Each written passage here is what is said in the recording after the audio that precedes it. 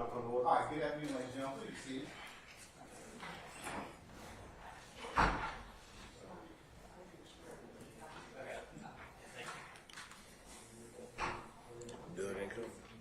Doug ain't coming there.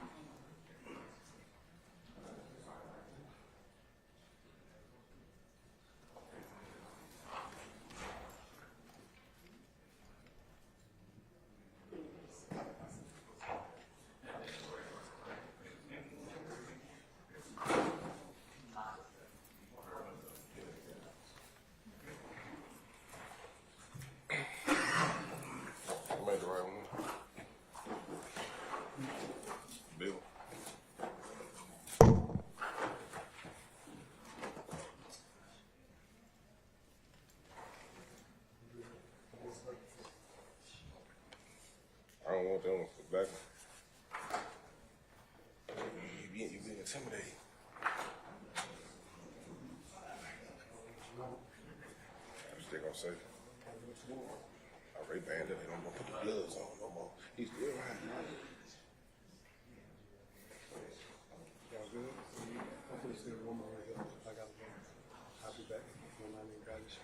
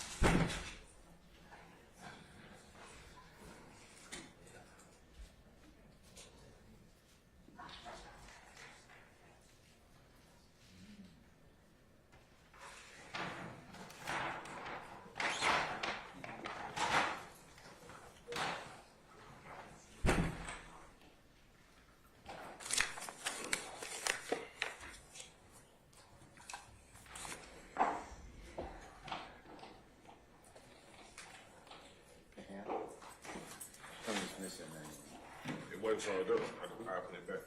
I guess it was set in over that night. Okay. It might be in there to let you now. You should be cool. Okay. I used to do that.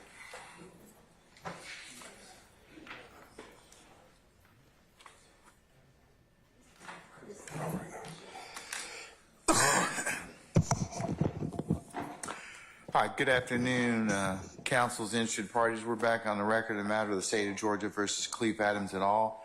and 22 SC 183572. Mr. Stillwell, Mr. Botts, and Mr. Sharp. Good afternoon, gentlemen. All right, Mr. Williams, Mr. Steele, Mr. Adams, and Ms. Renard. Good afternoon. All right, Mr. Kendrick and Mr. App. Good afternoon. All right, Mr. Ewing, Mr. Matthews, Jr. and Sr. Good afternoon. All right, Mr. Nichols, Ms. Westmoreland, Mr. Harvey. Good afternoon. Mr. Ryan and Ms. T. Williams. Good afternoon. All right.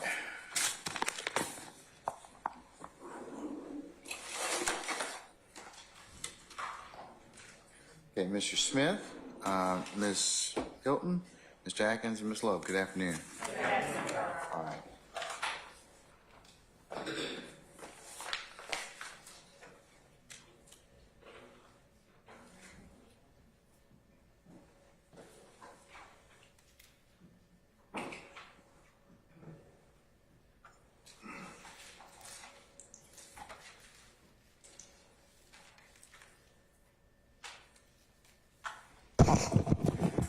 All right, Deputy Hammer, all our jurors present? Yes, sir. Okay, all right. Anything I need to take up before we call our next witness? Your Honor, just wanted to know if the defense had an opportunity to look at the transcript and if they had any, Transcript of what, madam? the transcript that we provided yesterday for the jail call that was played, 175C.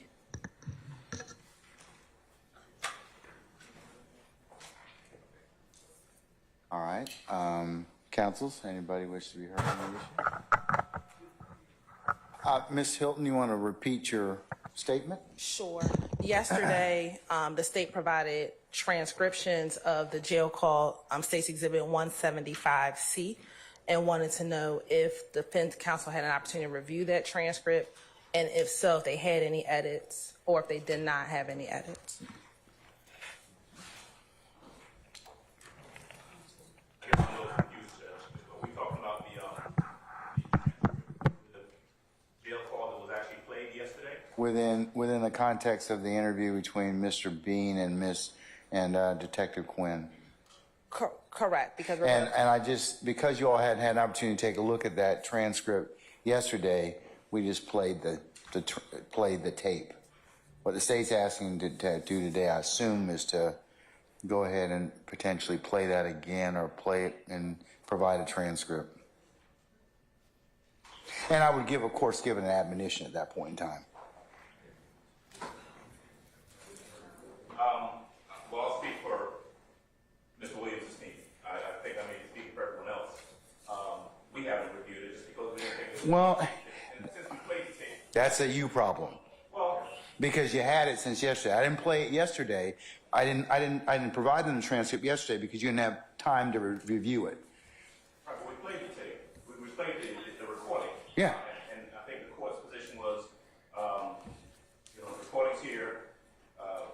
True, we haven't had an opportunity to review it, but we played the recording. So Okay. I don't think there was any indication on our position, on our part, that we need to readdress the issue of the transcript. All right. Let me hear from this. Let me hear from the state on that particular issue. yes, Your Honor, I believe the court was going to either do one or two alternatives. The first alternative was to give 35 minutes or 30 minutes. I believe that was the request in order for defense counsel to review the transcript. And the alternative, we made a decision to play it without the transcript, with the thought that defense counsel would review it, because we do intend on using that call again and playing that call again. That's something that may or may not be addressed today, depending on how far we get with Detective Quinn. So it's something that could come up by Friday, but we would like defense counsel to review it, and if they have any edits, let us know, because the state would be intending to use that transcript. Okay. Mr. Adams, anything further? We'll go ahead and we'll review it. Okay. With the anticipation that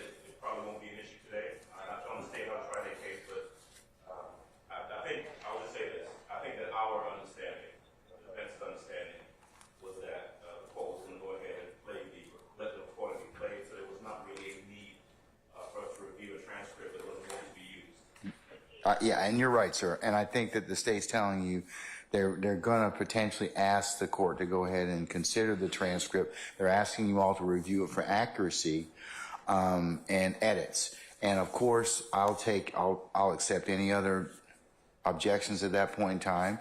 And if I should decide to give or play the tape with the transcript as an aid, I'll give the applicable Uniform Superior Court Rule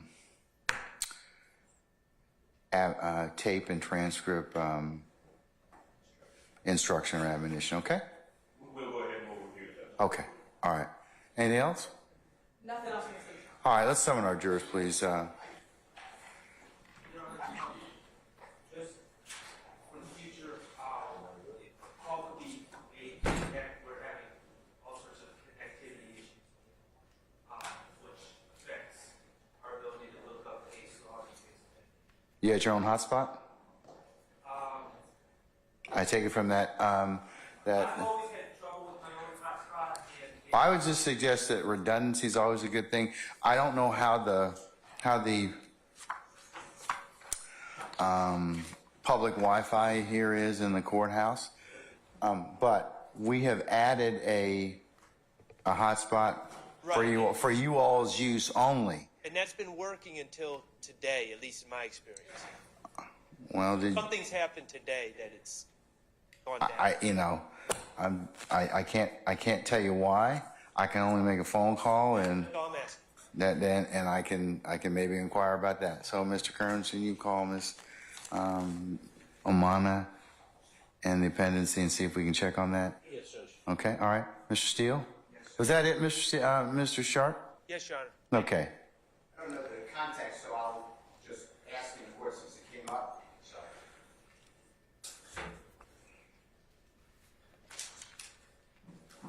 I said, I don't apologize. I don't know the context, so I don't know the objection to be made, but replaying a recording that has been played already would, in my opinion, be cumulative, and none of the speakers are here. But again, I don't know why that would come up. Yeah, let's see what the state offers it for, and I think that's a little premature at this point in time. I was just answering because I heard you say any other objections. So Oh, that's at the time that you all have have an opportunity to take a look at the transcript. But if the tape's played, depending upon the foundation, depending upon what it's issued for, I'll make a determination at that point. And then can we just approach for about 40 seconds on a matter? Okay. Are they good, Ham? Okay, all right. Well, just tell them to get ready, okay? All right.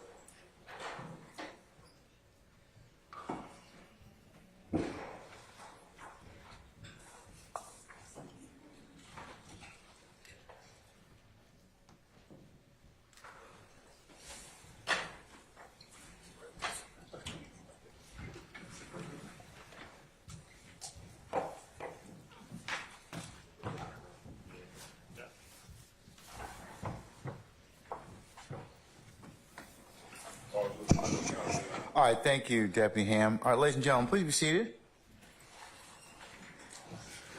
Members of the jury, good afternoon. Good afternoon. All right, sound good.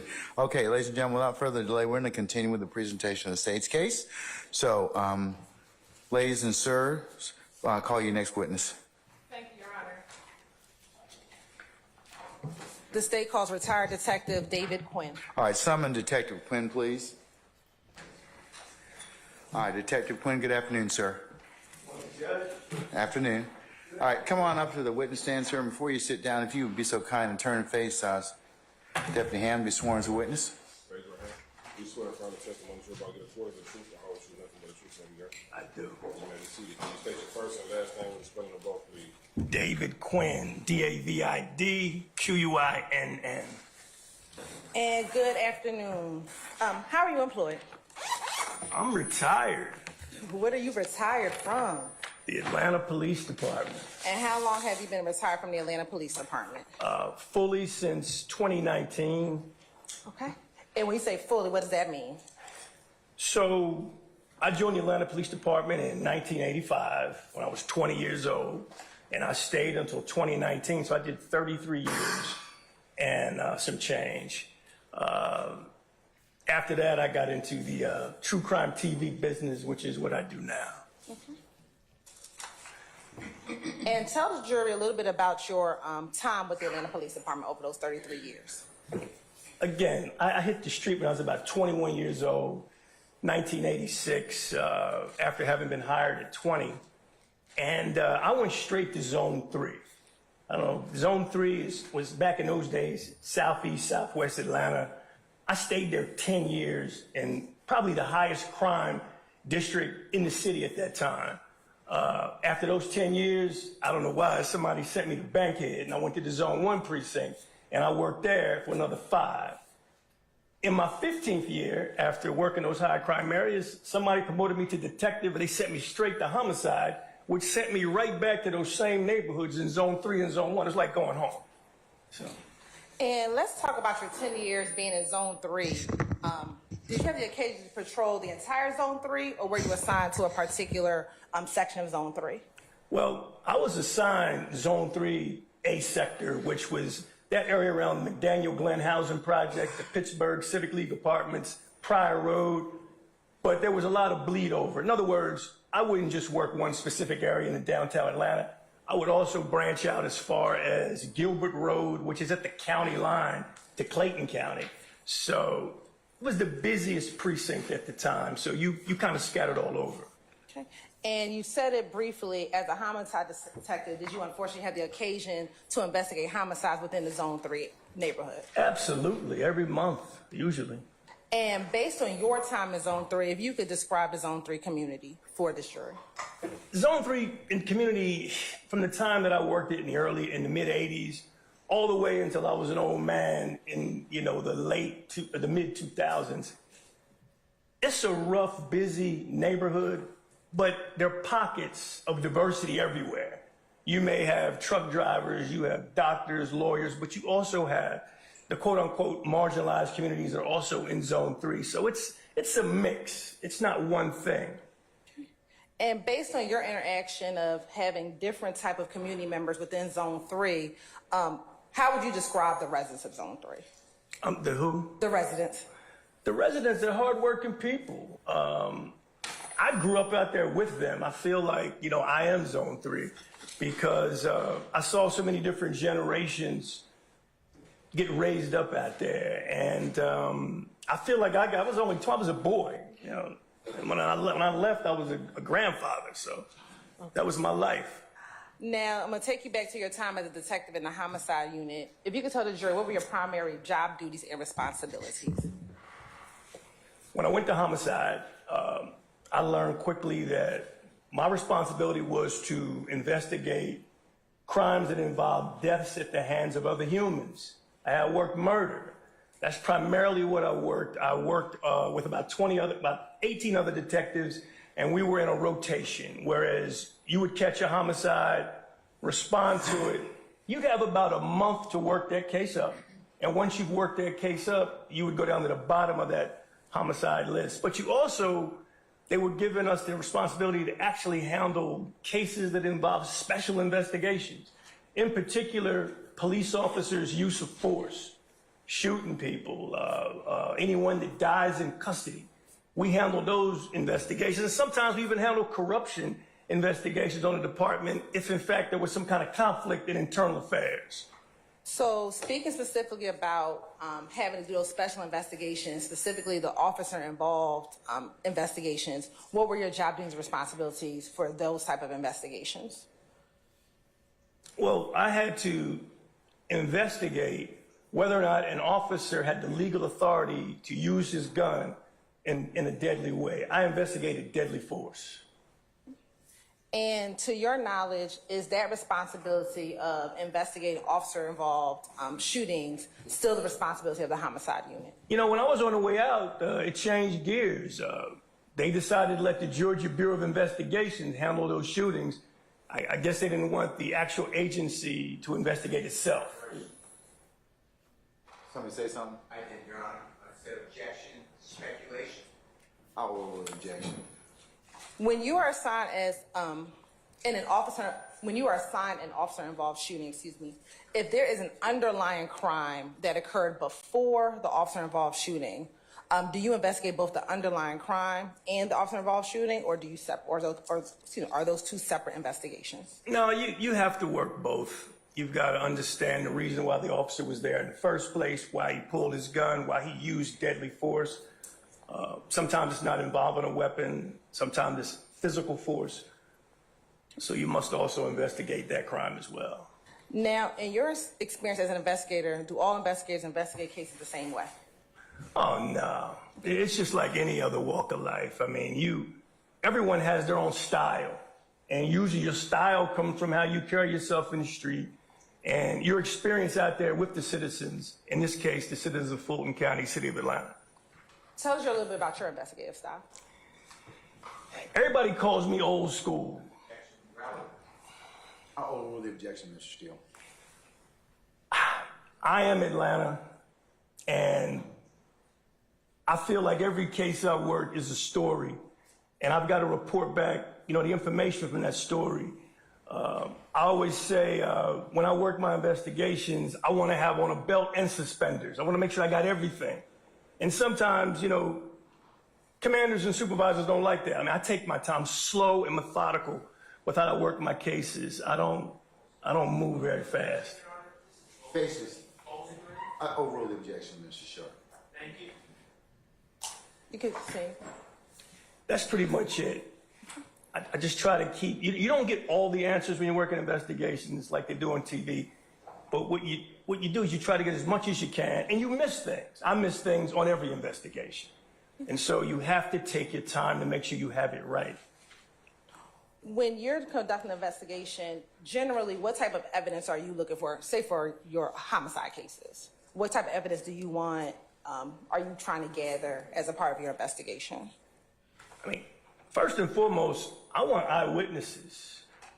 I want humans to give information that could lead to some kind of inroads in closing this case. As I got older in the department, technology became a useful tool. We've always had fingerprints. You want fingerprints. DNA became a really big deal around 2002.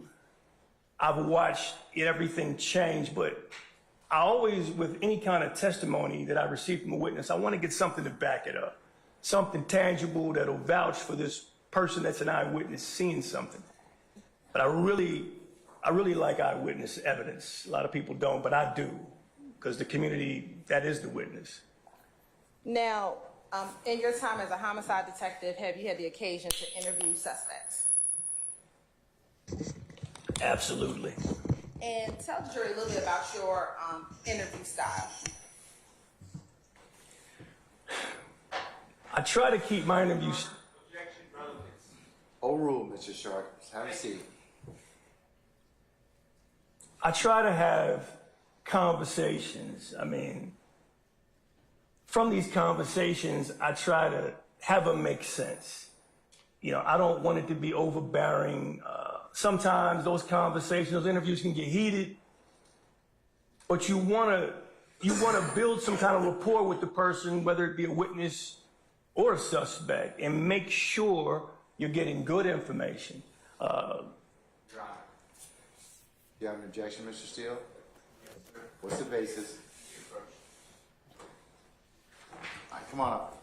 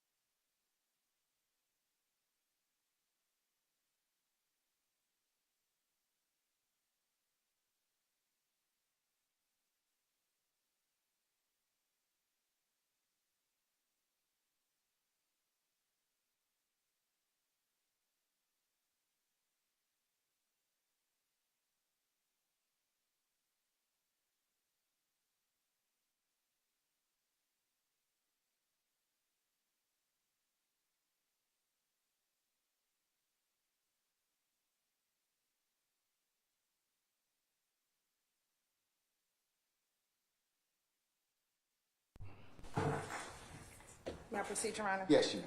Let me ask you this, Detective Quinn. Over the course of your 30 years, how many people have you interviewed? Just roughly. I mean, thousands. I mean, I can't put a number on that. Okay. And you talked a few moments ago about building rapport. Tell the jury, why is it important to build rapport? You don't want your interview to be adversarial. You want people to be calm and give you truthful testimony that you can verify later. Mr. Steele, you got to pose an objection, and then you got to tell me a basis. Because selling your honor doesn't let Miss Weaver know who you are. So please go ahead and objection and tell me your basis. I have a motion. I have a motion. All right, ladies and gentlemen of the jury, can I get you to step into your headquarters for just a second? Detective, can I get you to step outside for a minute? All right.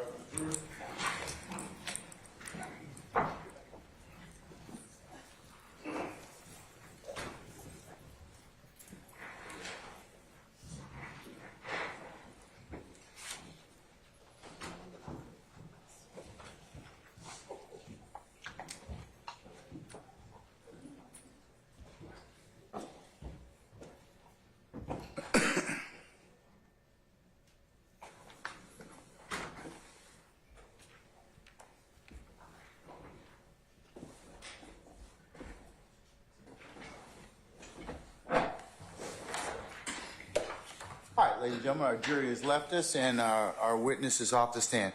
Yes, Mr. Steele, what's your motion?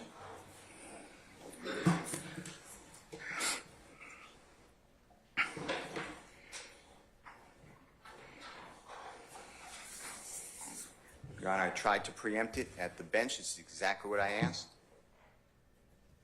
And I'll wait for Ms. Weaver if the court needs it for the exact quote. But Detective Quinn just said, upon questioning the district attorney, why is it important to develop a rapport with a witness? And the answer was something to the effect of, to get truthful information. No witness can talk about veracity or truthfulness or believability of anybody. That's what I tried to say at the bench. That's the entirety of this testimony so far. I'm moving for a mistrial on Mr. Williams because this gentleman interviewed a big witness in this event. The only witness that puts Mr. Williams involved in this event. And now it's important to get truthful information. I don't know how you wipe that out. Are you going to tell the jurors ignore that last comment? That's what you're going to say? And I warned it. And I was at the bench, and you did not want to hear from me more than you did. You told me to step back. But, Your Honor, I've been doing this too. I anticipated it wasn't that hard to do. I'm moving for a mistrial, and I did it at the proper moment. All right. Ms. Hilton? Your Honor, Have a seat, Mr. Sharp. Let her finish, okay? All right. Remember, the Harvey rule is still in effect, so have a seat. Your Honor, as it relates to Detective Quinn's response, he did not talk about a specific witness, truthfulness, or veracity. He said, in general, what I'm trying to do is to find the truth.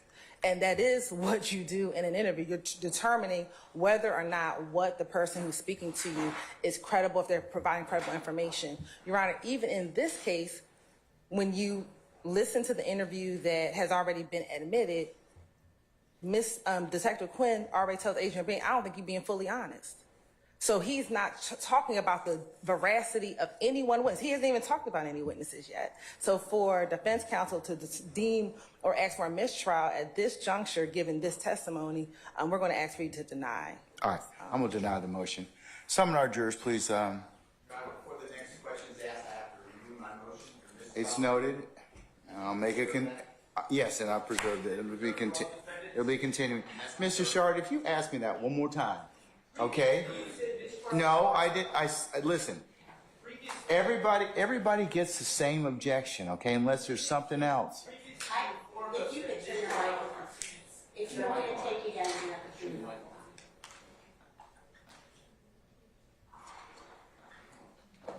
Your Honor, previously you informed all defense counsel that motions for mistrial were not subject to the Harvey rule. No, I didn't. That's why I'm doing this. No, I If you didn't. tell me that motions for mistrial are now subject to the Harvey rule, and that's on the record. I don't recall my saying that they were not. So Respectfully, I recall that, but I will just rely on the Harvey rule from now on, if that's clear for the I'll record. assume it for everybody then, unless you opt out. Thank you, Your Honor. And just in case there's any confusion about the prior testimony or the prior arguments that were made for motion for mistrial, my understanding from the court's ruling today is that it applies to all defendants. Yes. Thank you. All right. Summon our jurors, please, sir.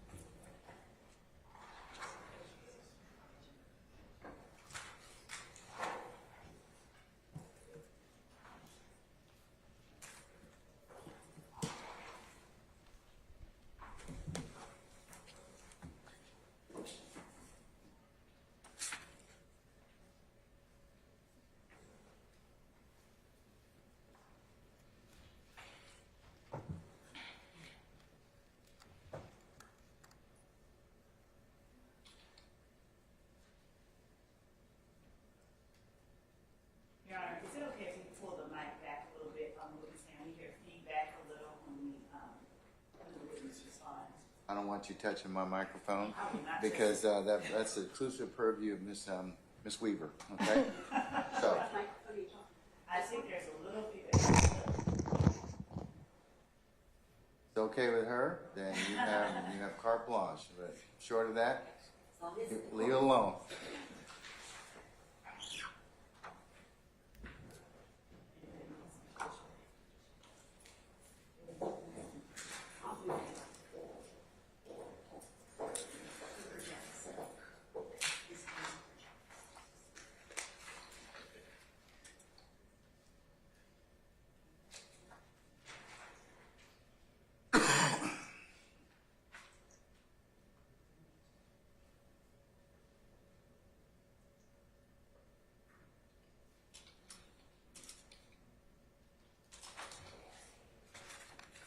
Your Honor, Sir, would the court consider my previous request for a continuing objection now in the same bolstering? yes. Irrelevant?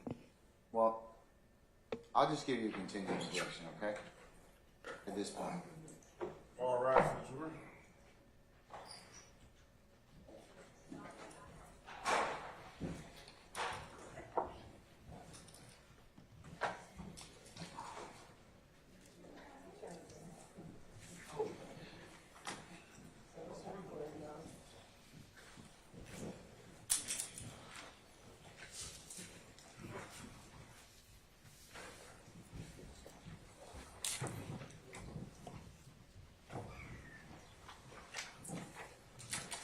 To the President of California. All right. Thank you, Deputy Ham. Ladies and gentlemen, please be seated. All right, you may continue your examination, madam. Thank you, Your Honor. Detective Quinn, in your interviews with citizens or with suspects or residents of the community, do you curse or use language that some may deem offensive? I would think, yeah, my mother in particular. And is that just your style of talk and speech? Yeah, I mean, that's just how I talk. And I think it's more like the vernacular of the area that I worked in all those years. I want to direct your attention to September 11th, 2013. Were you assigned to the homicide unit? I was. And did you have the occasion to respond to 2745 Old Hateville Road, Atlanta, Georgia, Fulton County? I did. And did you arrive with other officers? I did. Okay. Do you recall now who you arrived with? Well, I was riding alone, but other homicide detectives went to that scene. You had Detective Vince Velasquez, who's my longtime partner. You had Detective Summer Benton, my super. Is that me?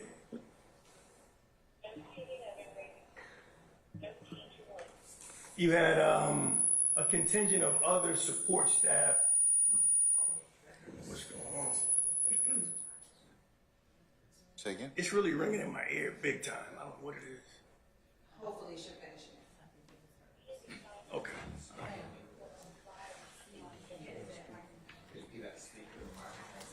Get your flow.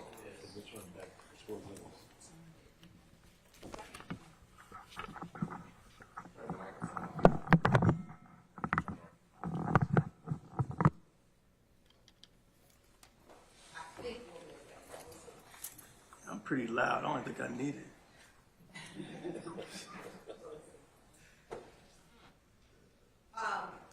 About what time did you arrive at that location? I got there about 12:30 in the afternoon. And what was the temperature and weather like that day? It was hot. From what I remember, I mean, it's Georgia afternoon, so I know it was a little warm out. And why did you respond to that location?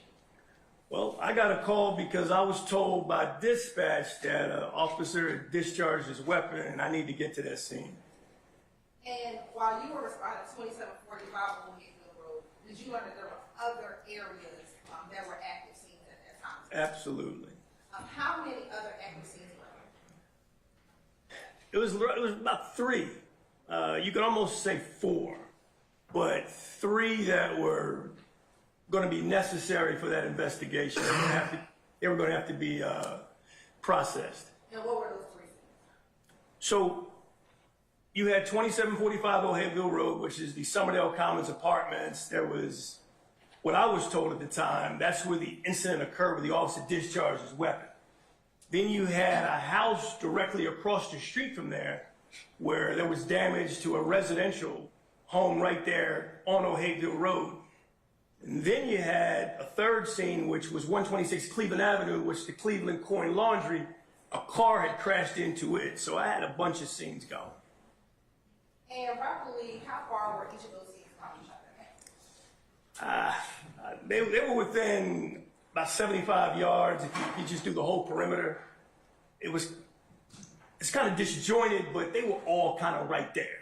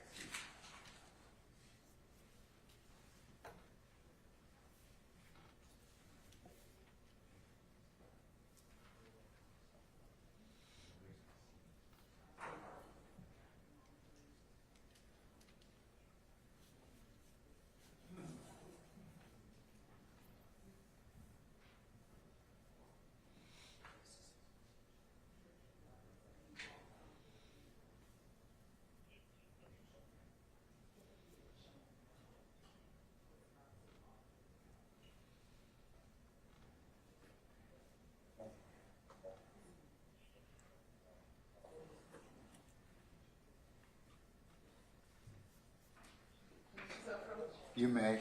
You've shown that document to defense counsel, Yes. correct? Okay. Marcus States Exhibit 158C. Good. Do you recognize Exhibit 158C? This looks like the area I just described, roughly, yeah. And is that a fair depiction of an overview of that area you kind of described where you responded to on September 11th, 2013? I would say so. Around this time, the state like to Exhibit 158C is evidence. Any objection to states 158 Charlie? Anyone? No, Your Honor. All right. States 158 Charlie is admitted and may be published as you see fit. Information about Yes, ma'am.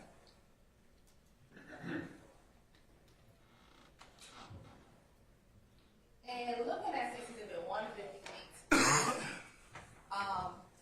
roughly, and you can either do one of two things. You do old school, like you like to say, old school and point, or you can use that computer. I'll let you decide. Oh, wow. Okay. I think I'll do the finger action over here. Okay. So if you can click to the left, it should pop open to the bottom. Just tap the screen. All right. Oh, wow. You have a pen over there? To the left? Right here. Yeah. That should give you a pen. Can you circle on there? Do you see where it says Summerdale Commons? Or Summerdale Apartments? Commons first. Wow. Hold on. And then Summerdale Apartments.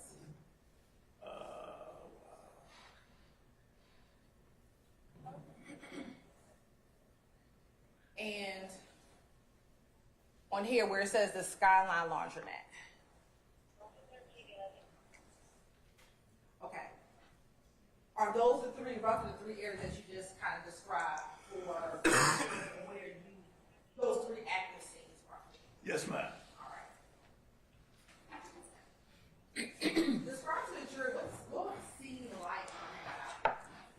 like opening day at Six Flags. It was crazy. I mean, it was fire engines, police officers, blue lights going. Everybody talking to me at one time, you know, which I'm used to, but this was a really big scene, and it was really active. And once you got there, what did you find? What did you observe once you responded to the scene? When I got there, I wanted to speak to my supervisor and just try to figure out, you know, what was I dealing with here? Give me an overview. The first place I pulled up to was 126 Cleveland Avenue. And 126 Cleveland, what location was that? That was the Coin Laundry. And when you said you spoke to your sergeant, who was that at the time? That was Sergeant Leanne Lacoste. And was she able to provide you any information at that time about what was happening? She gave me an overview of what was going on and indicated, where I needed to go next. And did you follow her instructions? I did. After speaking with Sergeant Lacoste, did you ask any homicide detective to assist you with taking control of any of the scenes? I asked two. Okay, who were those two? I asked Detective Vince Velasquez to actually go up to 2745 Old Hapeville Road at Summerdale Commons and work that scene, whatever it may be. I then asked Detective Summer Benton if she could handle the 126 Cleveland Avenue. I mean, we had a car that had crashed into a building. I wanted to handle anything related to that evidence. And did you yourself note anything of any evidence you found at 2745 Old Hapeville Road or 126 Cleveland Avenue? Well, when I went up to 2745, there were shell casings all over the ground. I don't remember how many it was at the time. Clearly evidence of a shooting. There was a disabled front gate. This really nice mechanical gate had been destroyed, and it looked like fresh damage. And I wanted Detective Velasquez to take his time and go through that and report back whatever his findings were. And was he able to do that for you? He was. Now, while you were on scene, were you made aware of any individuals that were detained? I was. Okay. How many people were detained? 3. And who were those individuals?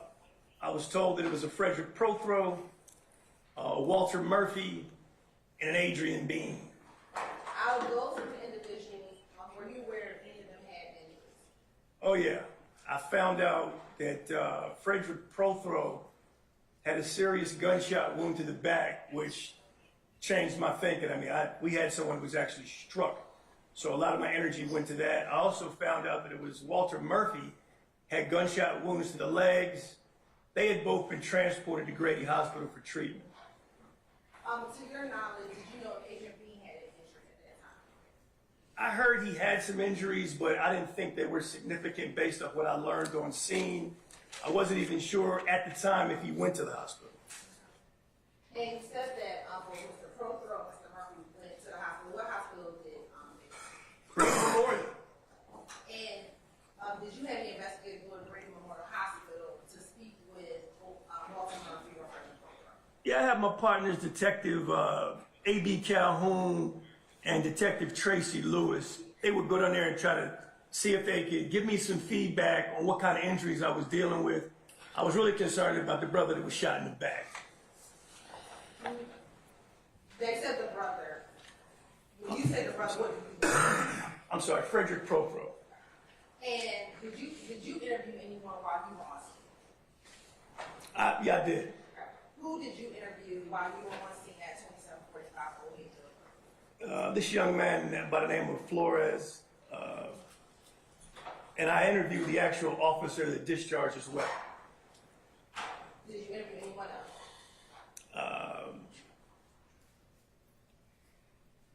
I actually I didn't really interview, but I actually there was a young man by the name of Skateboard. Do you remember his? Did you ever learn his actual name? Brian Taylor Ransom is what I found out his name was. When you met with Investigator Robertson L., do you remember where you actually met with him?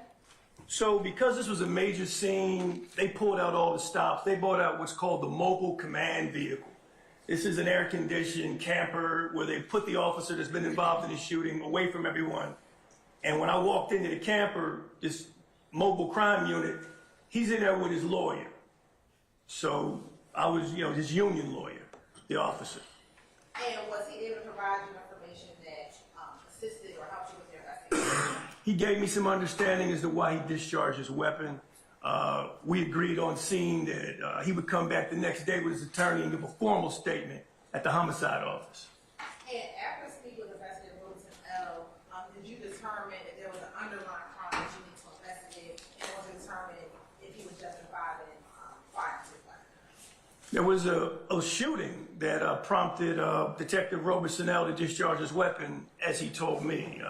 At that time, it was only an aggravated assault type investigation. We didn't know what else it may entail, but he responded to gunfire on a citizen. When you said you spoke with someone named Flores, does the name Eduardo Flores sound familiar to you? That sounds correct. How were you first made aware of this position?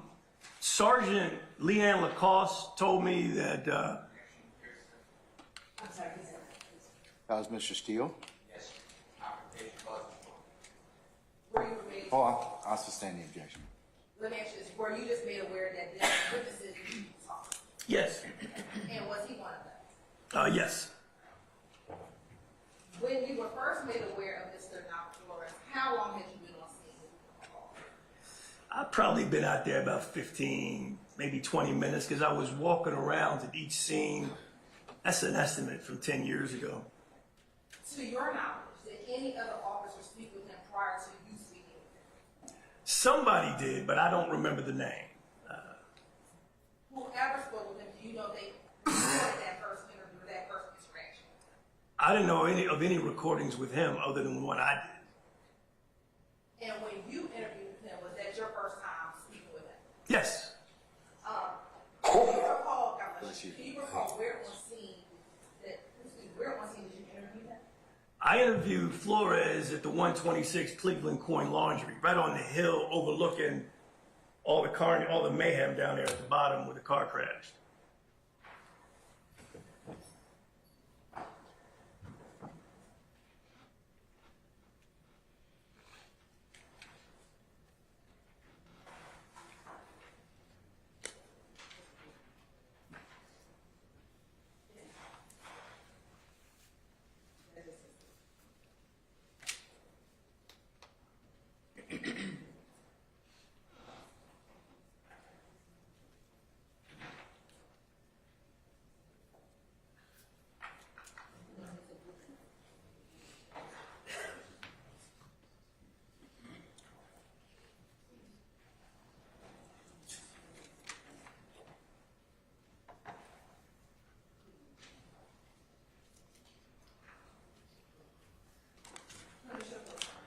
You may, as long as you've shown that to the defense counsel, right? Yes, I am. I'm showing you what's been marked as Stacy's Exhibit 159C.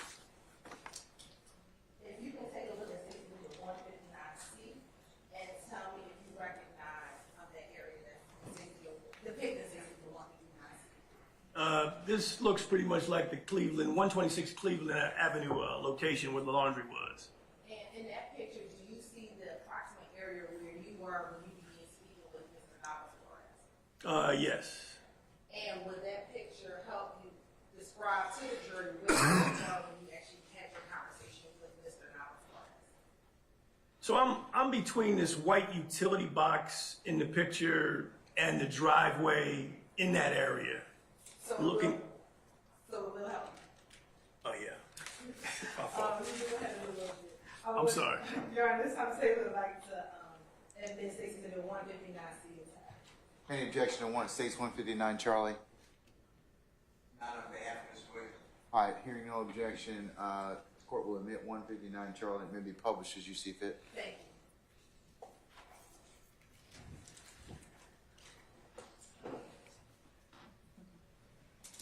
And Detective Quinn, you should be able to erase those circles. So when the next picture comes up, it won't have I'm probably have to go back to the stick. That confused me.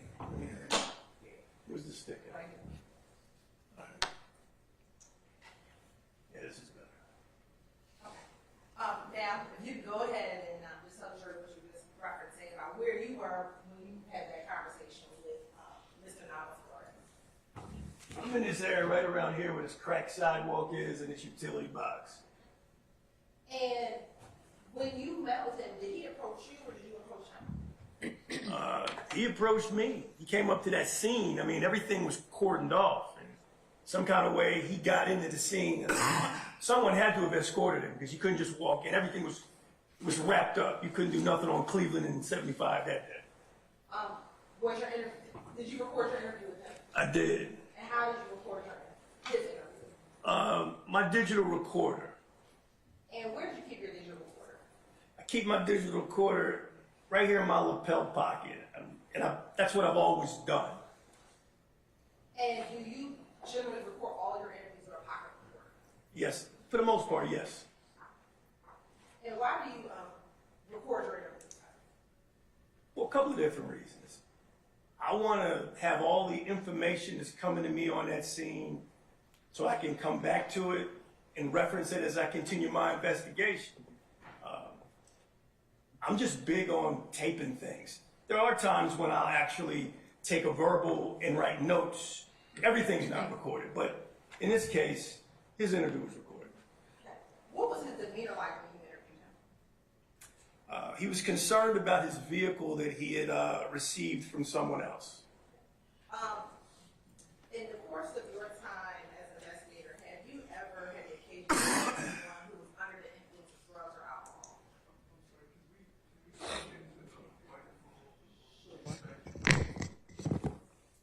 As an investigator, have you ever had the occasion to interview anyone who was under the influence of drugs or alcohol?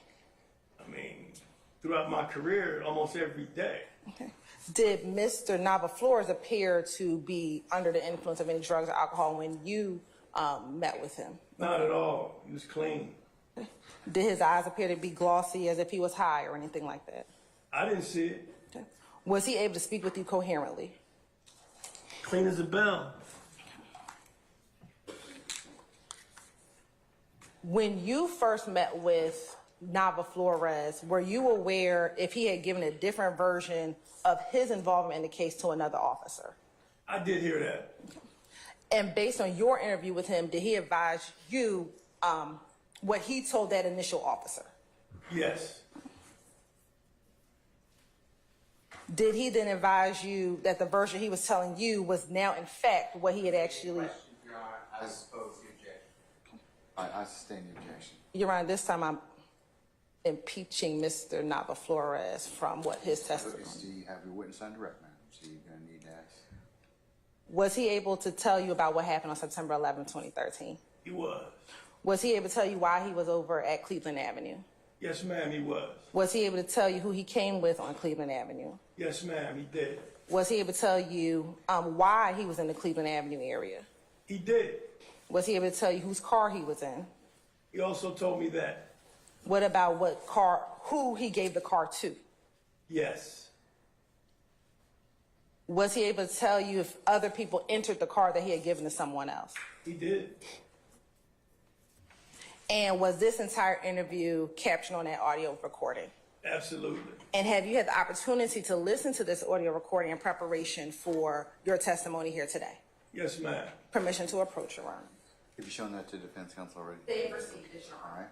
I'm going to show you what's been marked as State's Exhibit 160C.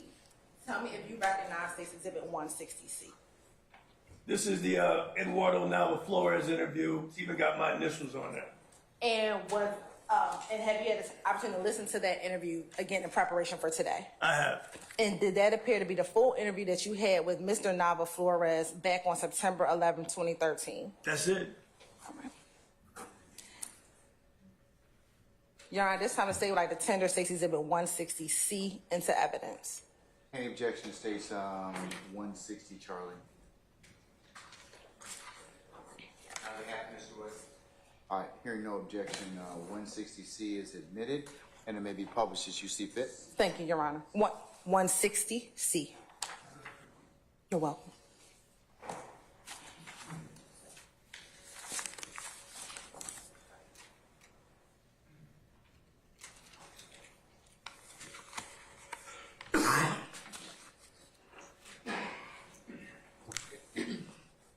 This Detective D. Quinn, the date is the 11th day of September 2013. I'm currently at the intersection of Macon Drive at Cleveland Avenue. For the record, sir, what is your full name? My name is Eduardo Flores Nava. All right, Mr. Flores Nava, give me your date of birth, please. It's February 2nd, 1990. Okay. Now, we've been working a crime scene over here involving an officer-involved shooting. You just walked up minutes ago. Explain to me why you walked up here. The reason I walked up here was because I had word that my girlfriend's car that I had borrowed this morning, might be down here in the shooting. All right. And we're looking over the ridge here. There's a wrecker that's loading a car on. Is that Nissan Altima, burgundy in color, the car that your girlfriend allowed you to use today? That is the car. All right. Can you tell me anything about the car? Anything specifically on how it may have arrived up here? The only way I can think of is that we were... Who'd you give the car to? That's all I want to know. I did not give the car personally to anybody. Okay, well, who did you allow to get your car? Brian, my friend. He's the one that pointed me this direction. He's the one that had pretty much me here thinking that I was just going to grab... Okay, maybe. listen to me. Listen to what I'm saying. Brian has told us that some guy asked to borrow the car. You let him borrow the car. If we keep going around this circle, we're going to have a long night. Let's have a short night. I'd like to go home and get a cold Peroni later on after this is all over. So tell me and describe the person, if it's true, you lent the car to. Right. That's all I want, so we can let you go. I don't want to interrogate you and do the hot lamps and all that shit. Right. Let's get it done now, brother. Right. I got pointed this direction. I was lost. I actually do not know any of these streets' names whatsoever. I buy that. Right. And he was pointing me directions. I trusted him with the car. He said, "Can I borrow your car?" Yeah. I let him borrow the car. Brian. You let Brian borrow. Where are you when you let Brian borrow your car? I have just exited the door at what direction that the officer just... Now, Sergeant Swartz just took you down to 2233 Macon Drive. Is that where you were when your car disappeared? That's where I was when I was disappeared. I was in the car. Who did you give the keys to? Brian. You gave them to Brian. Do you know who Brian gave the keys to?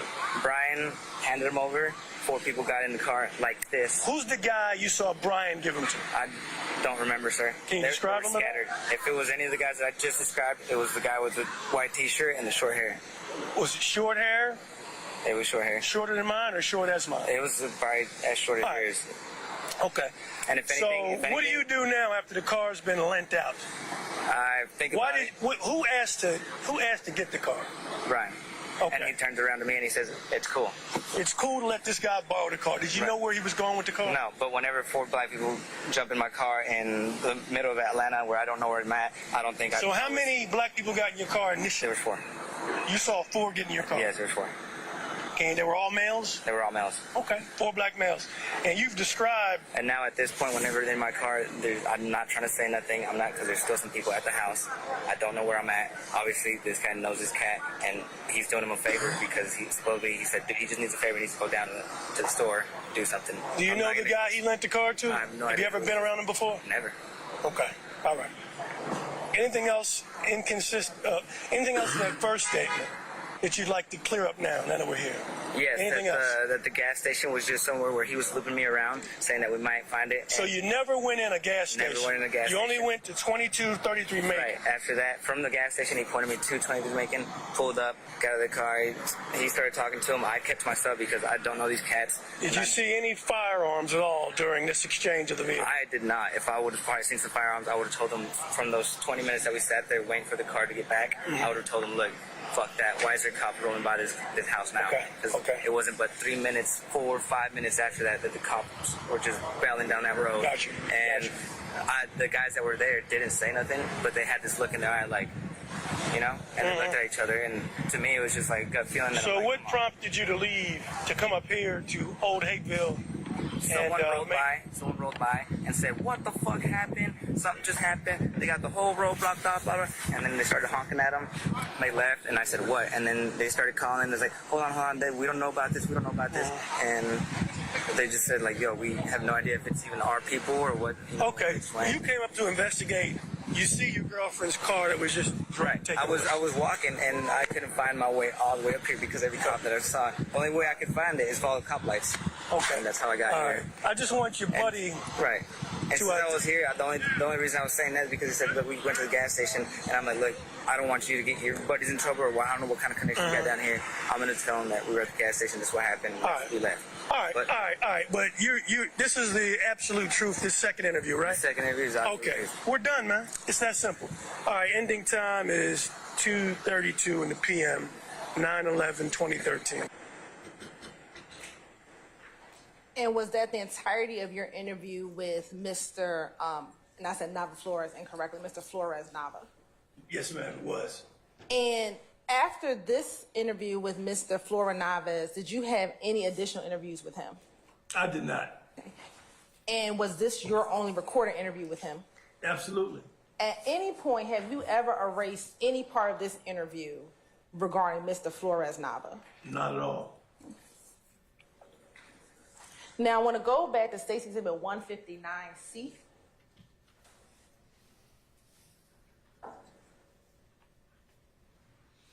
Oh, sorry, 158. 58.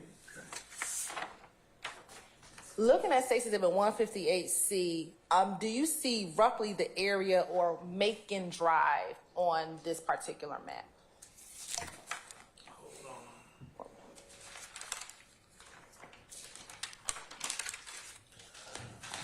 Right up in this area up here. Okay. And roughly, not that you knew exactly where he walked from, but is that roughly that area of Macon Drive where 2233 or 2233 Macon Drive was, roughly over in that Macon Drive area? Yeah, give or take. I mean, it's probably a block or two down from where you got the blue dots. Okay. Block or two, which Well, not way? a block or two. I guess headed towards, was that Mel Burton? Would have been maybe in the middle of the road down there. Oh, wait, hold on one second. Let me wait for this bar.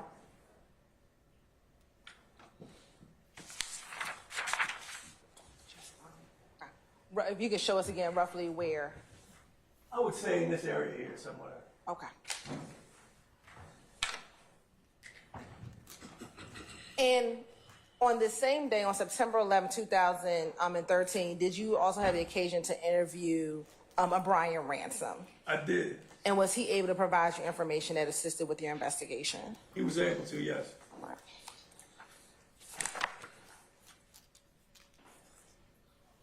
Now, looking at after speaking with Mr. Nava Flores, Flora Nava, did you ever go to 2233 Macon Drive? Yeah, I wanted to go there and see, get a feel for what he was talking about, where he came from. And while you were down there, did you see or speak with anyone? I did. Who did you speak with? Miss Courtney Bean. And to your knowledge, who was Courtney Bean? She told me, she was the wife of Adrian Bean. And what, if anything, did you say to her about the investigation that you were currently working? I was working a police shooting, and I had some questions about her husband's involvement. Okay. Now, on September 11, 2013, did you canvass the area? I did. And what does it mean to canvass the area? But, I had a lot of things going on. So I've got Velasquez doing the crime scene in 2745 Old Hayville. I've got Summer Benton, she's down there grinding at the scene at the laundromat. I got people at the hospital. What I wanted to do next was to get and knock on the doors of the people that actually live at the complex where the police shooting originated. And so it was during the afternoon hours. You strike out during those times of day a lot of time. I still wanted to knock on those doors to make sure someone didn't hear or see something I could use in this investigation. And after canvassing the area, did you get any information that assisted you with your investigation? It was sparse. I mean, I knocked on like 18 doors that were in close proximity to where Velasquez had been working his scene. People heard shots. People heard what they believed to be pops, things of that nature. That was good for my notepad, to know what I was dealing with. But I had no clear-cut witnesses that saw anything pertinent to the shooting. Now, after canvassing the area and speaking to witnesses, did you inspect any of the vehicles that were involved in the shooting? I did a visual inspection of that burgundy Nissan that was rammed into the laundromat. Okay.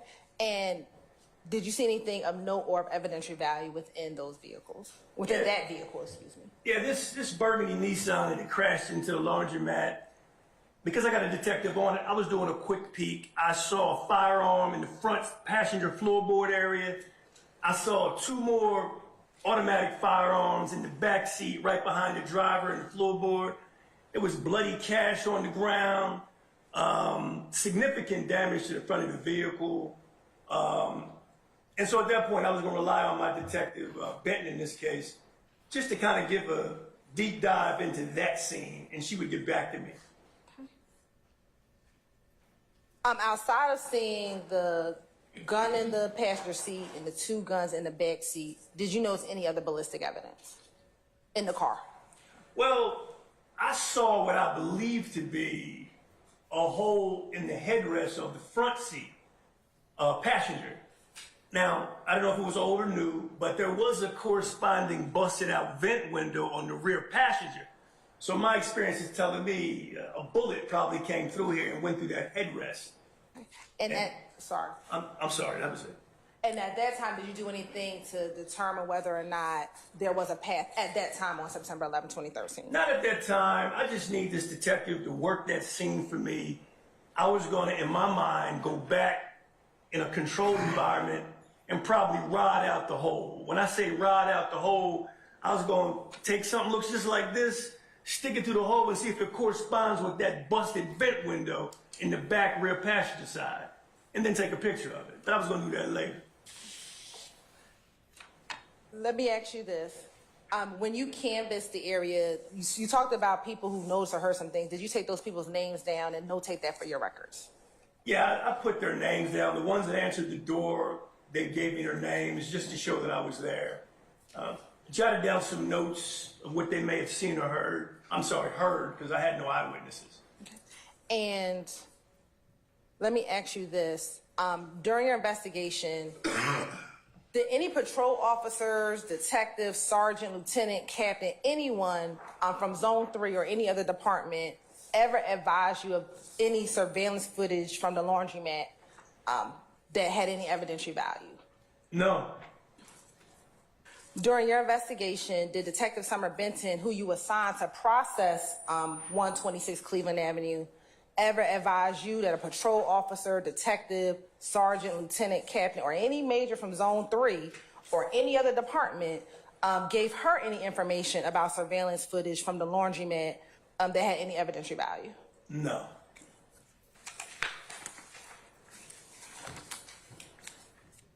Now, after going to the scene and interviewing individuals at the scene, did you ever interview anyone else not at the scene? Yes. Who? Derek Dotson. Where did you interview Derek Dotson? I did it at the homicide office that same day. And what was his demeanor when you interviewed him? He was lucid. He was clear. He gave me information about what happened to him. Okay. Was he able to tell you, and don't tell me what he said, but was he able to tell you if money was taken from him? Yes. You're right, I'm asking if he was able to tell him that, not what he said. I'm over the objection on both grounds, Mr. Steele and Mr. Sharp. You may answer the question, Detective. Was he able, not what he said, but was he able to provide that information? Yes, he was.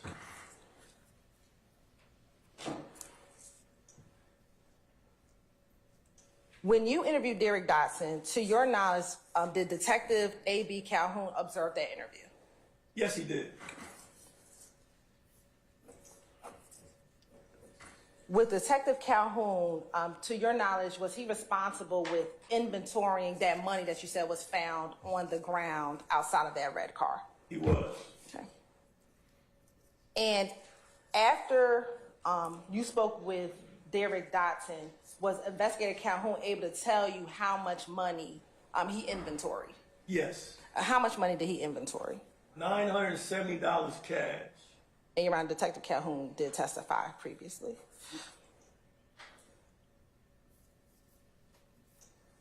Okay. Now, during the course of your investigation, did you have Detective Velasquez assist you in interviewing a Detective A.C. Booger Higgins? I did. And as a part of your investigation, did you learn a description, was A.C. Booger Higgins able to give you a description of, let me back that up. What was your understanding of A.C. Booger Higgins' role in this investigation? Her role was, she was in the car occupied by Detective Roberson L., who was a front seat passenger, and another detective by the name of Yes, Mr. Steele.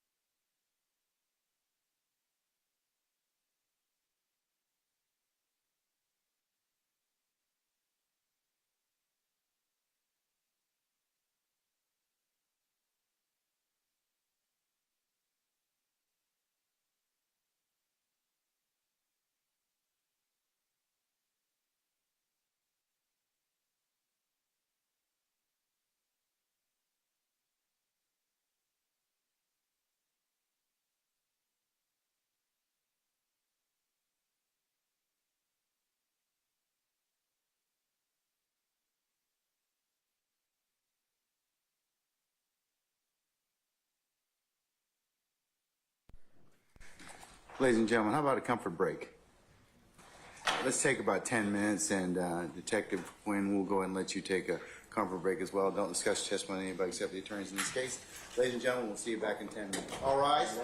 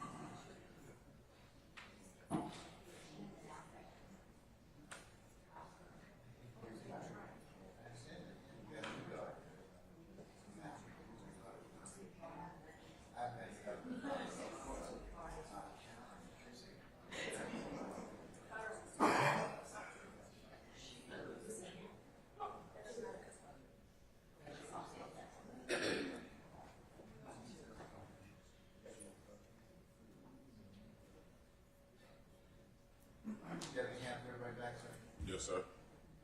All right, all yours, Yes, sir. ready? All right. All right, sounds like yours.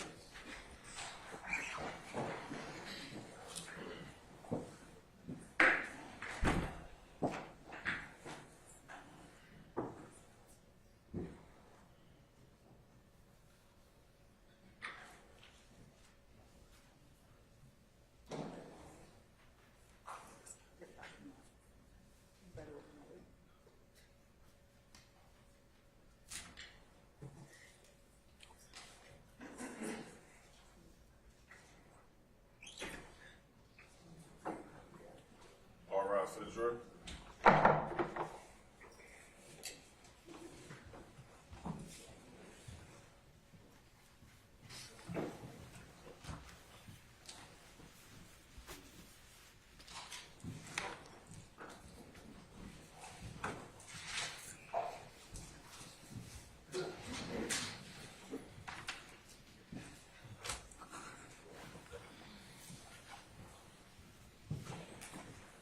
Marshal, the president, counsel. All right, thank you, Deputy Ham. Ladies and gentlemen, please be seated.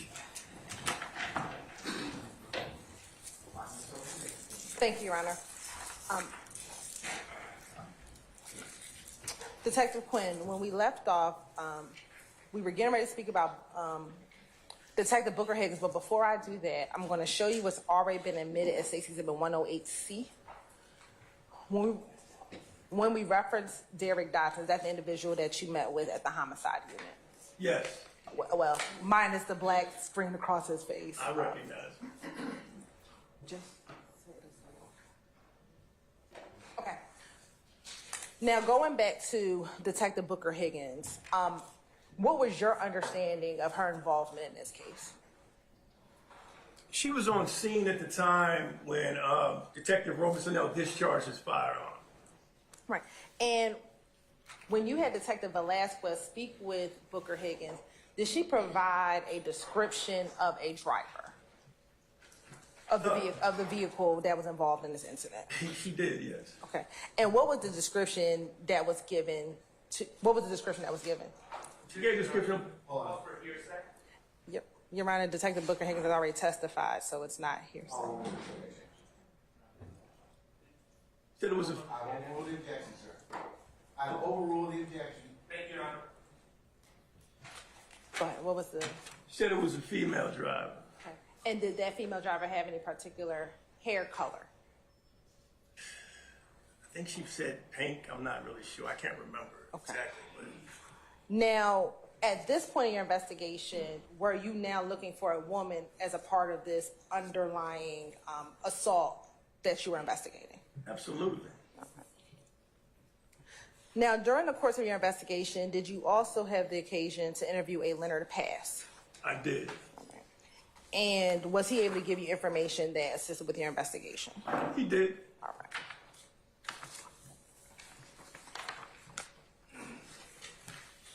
Now, permission to approach? Yes, they should have seen these already in discovery. And I believe I sent them to them previously, Your Honor.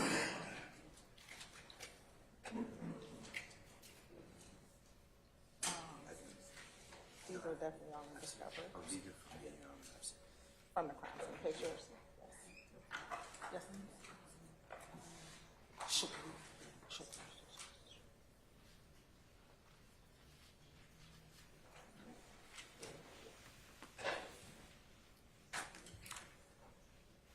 I'm going to show you what the mark 6 is in 111 and 112C. Do you recognize Exhibit 111 and 112C? I do. And how do you recognize Exhibit 111 and 112C? That's the area that I had a photograph. I had a crime scene tech come out and take pictures. That's my left hand pointing to a little dot on the ground there. And is that a fair, accurate depiction of the image or the area that you had a crime scene tech take a picture of back in September of 2013? Yes, ma'am. Your Honor, this time to say like Tennessee Exhibit 110 and 111 into evidence. I mean, and 112, I'm sorry. Excuse me, 111 and 112 into evidence. All right, any objection to states 110 or 111? No, And it's 111 and 112, Your Honor, my apologies. Page 111 and 112? Yes. All right, page 111 and 112 were admitted and published as you see fit. Thank you, Your Honor. You could publish. I'm going to actually first start with what has already been admitted, Exhibit 110C.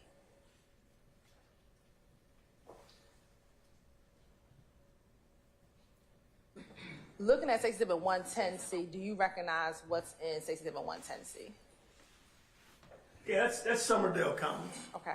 And now looking at Exhibit 111C.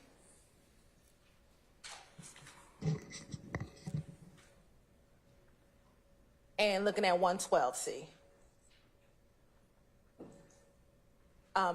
Is that your hand that you were just referencing that's pointing at something in the ground? That's me. Yeah. What exactly were you pointing at the That ground? was what was believed to be impact from a projectile from a gun, a bullet. Now, during the course of your investigation, did you ever attempt to speak with yourself, either Frederick Prothrow and Walter Murphy? Yes. And were you able to speak with them? No. During the course of your investigation, did you ever meet with the owner of the red car that was used in the armed robbery? Yes. And if you can recall, about when in your investigation did you meet with her? I know it was a couple of weeks after, I'm going to say the latter part of September 24th or 25th, maybe. Okay. And I said her, do you recall what her name was? Maricela Cisneros. And was she able to tell you information about her vehicle? Was she able to give you information about her vehicle, specifically who she had let borrow her car? She was. Now, during the course of your investigation, I think you talked about earlier going to do the rodding of the vehicle. Yes, ma'am. Right. Did you ever actually do that with the car? I did. Right. And when did you do that? Do you recall? I don't remember the date.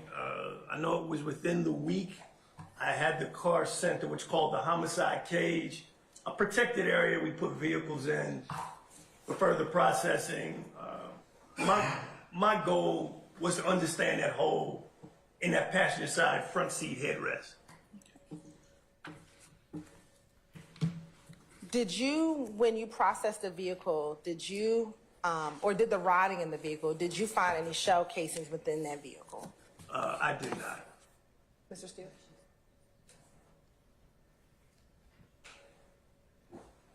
And understanding what you knew at the time that you processed your vehicle, was that a surprise for you that you did not find any shell casings inside the vehicle? I mean, it wasn't a surprise. I mean, shell casings are fickle. You don't know where they're going to go. You don't always find them. Okay. In a moment, I'll be showing some pictures that I've already shown the defense counsel, but I'm re-showing to them again.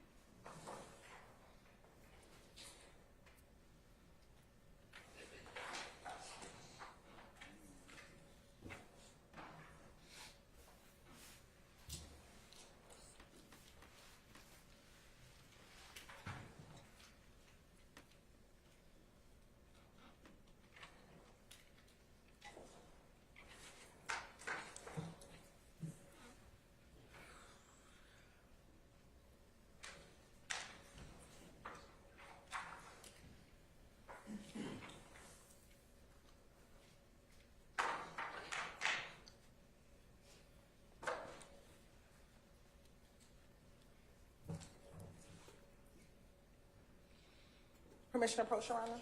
You may have. I'm going to show you what's already been showing the defense counsel 161 through 174C. If you could take a moment and look through 161 through 174C.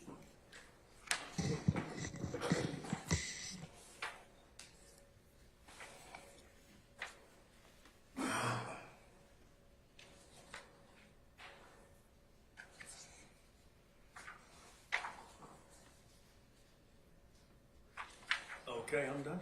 I'm looking at Exhibit 161C through 174C. Do you recognize those pictures? Yeah, that's that burgundy Nissan Altima that was in the homicide cage that I wanted to get those rods through. Okay. And are those pictures of the vehicle at the homicide cage? Yes, ma'am. And do those pictures appear to be a fair and accurate depiction of the car at the homicide cage when you went to process or do the rod out of that vehicle? Yes. Your Honor, this time the state would like to tender Exhibit 161C through 174C into evidence. Any objection to states 161C through 174C? On behalf of Mr. Williams, Your Honor, hearing no further objection, the court will admit 161 Charlie through 174 Charlie, and they be published as you see fit. Thank you, Your Honor.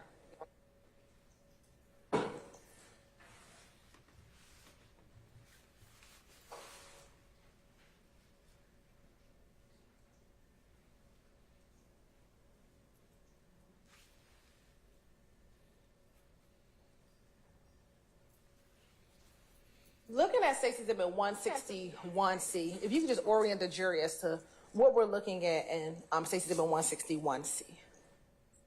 This is just a front view of the car that made impact with 126 Cleveland at the Coin Laundry. And let me ask you this. How does the car get from the Coin Laundry to the homicide cage? A wrecker, a city contracted wrecker service. And is that the record that you were referencing or talking about when we listened to the Nava Flores interview when you asked him, is that the red car on the record right there? Yes, ma'am, it was. All right. Now, going to 162C.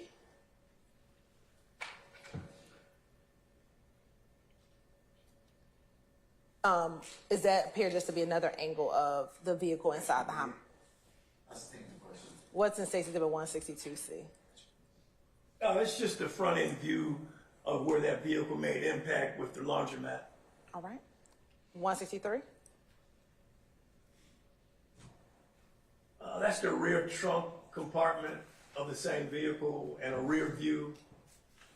All right. And looking at 163C, is the top of the trunk on the car? The actual roof of the trunk? I don't see where it is. I'm not seeing it. Okay. Looks like it's just off. Looking at State's Exhibit 164C, what are the jurors looking at 164C?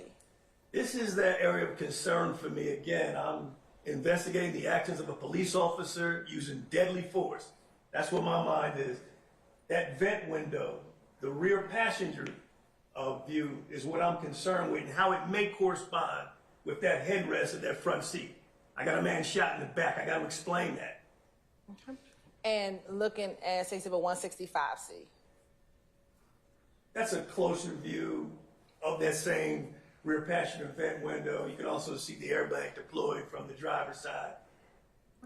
166? See? That's another view. We're getting closer. You can see that defect to the right side of that headrest. That's my area of concern. That's a through and through hole, and that was of paramount concern to me at the time.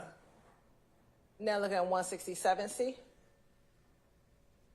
That's going to be the rear passenger compartment of that burgundy Nissan owned by Miss Cisneros.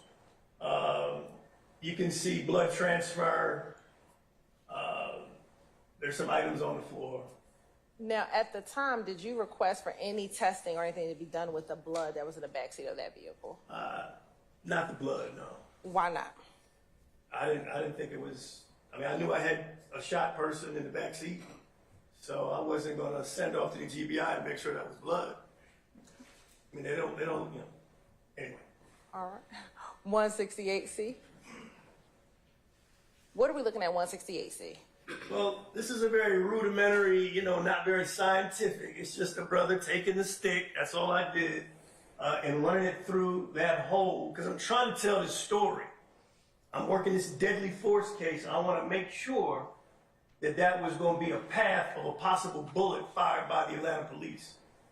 And at the time when you're doing this, did you have information of the officer shooting into or in the direction of the vehicle? Based off his statement, the way he broke it down, I had pretty good idea exactly what happened.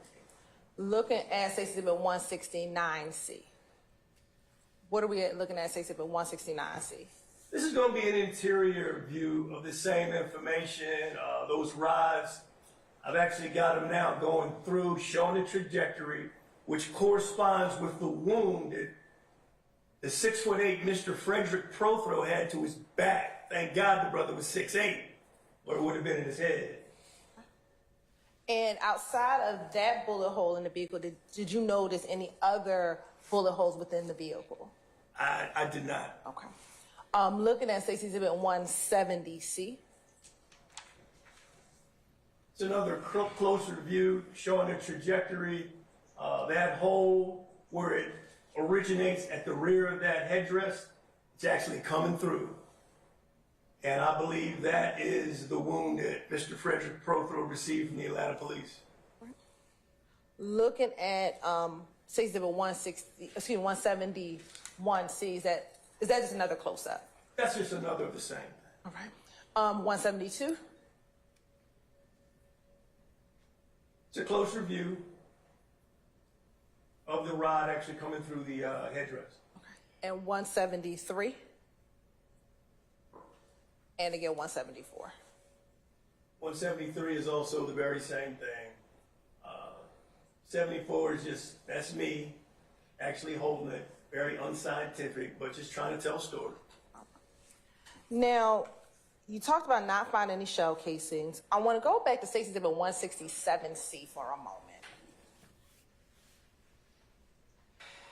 Now, when you were at the homicide cage, were you able to observe this vehicle in this condition as it is in this picture? Yes. Okay. How tall are you? About 6'1". Looking at that photo and your personal observation of looking at that vehicle, are you able to fit in the backseat of that car? Yeah, it'll be crunched, but I'll be back there. All right. Now, when you got to the homicide cage, was this the condition that you found that vehicle? Yes, ma'am. Okay. Do you know, or to your knowledge, were there items in the car prior to you seeing it at the homicide cage? On the 126 Cleveland Avenue address, there were 3 firearms that were of particular concern to me, which I had collected by the officer I delegated, or the detective, Summer Bent, to collect. Do you recall? I'm going to show you.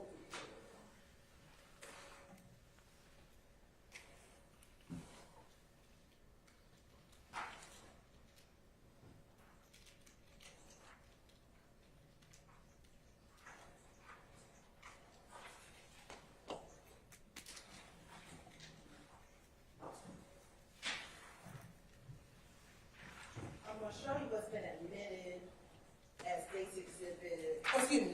defense exhibit JW 158, 59, 160, I believe it's going to be through 169.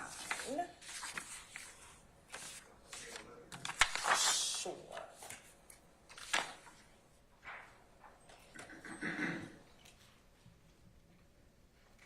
And I actually may need Mr. Kokomo.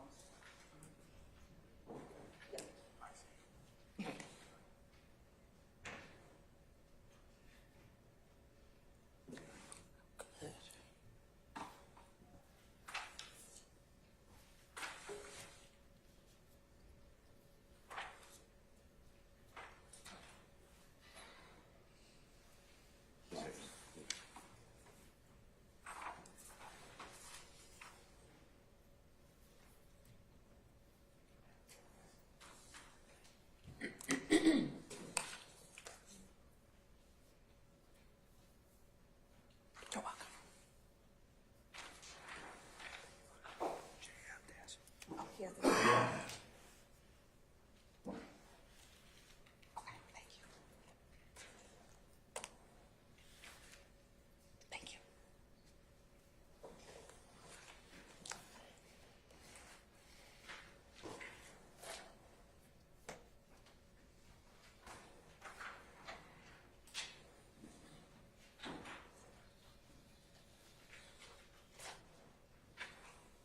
I'm going to show you, and then Mr. Kokomo can help. I need the JW Exhibit 157.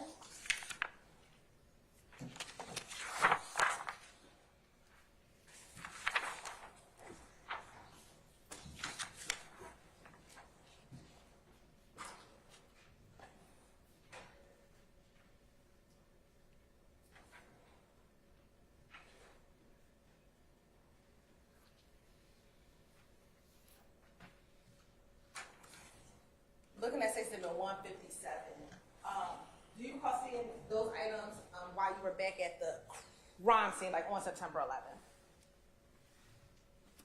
I don't remember seeing them. I mean, and I wasn't looking for them. Honestly, I mean, I delegated that out. Had a lot going on. Those guns were of importance to me at the time. And this is the that you delegated out to Summerman. Yeah, I mean, you can't do it all. You've got to depend on the people you work with to actually, execute what you needed to do. I'm in the fog of investigation. I need help, like anybody else. So I want to look at 157. Looking at Stacey on 157, can you describe for the jury how that toolbox is positioned? Is it laying flat on the seat, or is it kind of raised up a little bit? It looks like the front end of it is on the seat, and then it's propped up against the back of the back seat. It's like the driver's side back seat. And is the blood underneath the toolbox? Yeah, I see some transfer of what appears to be blood, yeah. And to your knowledge, do you have any idea how the items got on the seat, or if those items were actually in the toolbox prior to this picture being taken? I don't know anything about that. All right. That's it. Thank you so much. Items such as that, would you have had those processed or taken to the GBI crime lab to be processed? I wouldn't. Why not? I didn't feel they had anything to do with the case I was investigating, which paramount concern is the officer's use of deadly force. I had a good idea of what happened in that scene. We don't just send arbitrary items to the GBI for testing. That's a call I made. They can blame me, but I didn't think they were relevant. Now, before we move on to the next scene, what you've testified so far is a couple things that. Objection. Reading testimony. I'm on a full objection, but I don't know what she's talking about. When did this incident occur? 9/11/2013.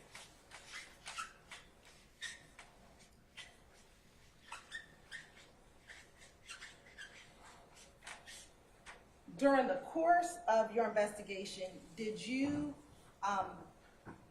get jail calls in this case? I did. Okay. Tell the jury a little bit about what are jail calls. Jail calls are information stored on some server at the jail for anyone incarcerated that makes phone calls. And how does an individual who's incarcerated make those jail calls? Do they have a PIN number? What's the process? I don't know how they make the call, but I know how we can listen to them as law enforcement. Okay. How do you all listen to them as law enforcement? So there's I guess it's an app that they gave us access to. When I say they, I'm talking about the police department, the Atlanta police. At that time, you could actually punch in and listen to people in real time almost with your cell phone. It was that far advanced. You could listen to specific conversations based off the name of the inmate. And when you listen to those calls, do you know if they are in an area called booking or if they're in general population? Are you able to determine that from the phone calls? I can't determine it from where I sit. As I recall 10 years ago, I just know that usually when people are talking, you can. Your Honor, cause for speculation.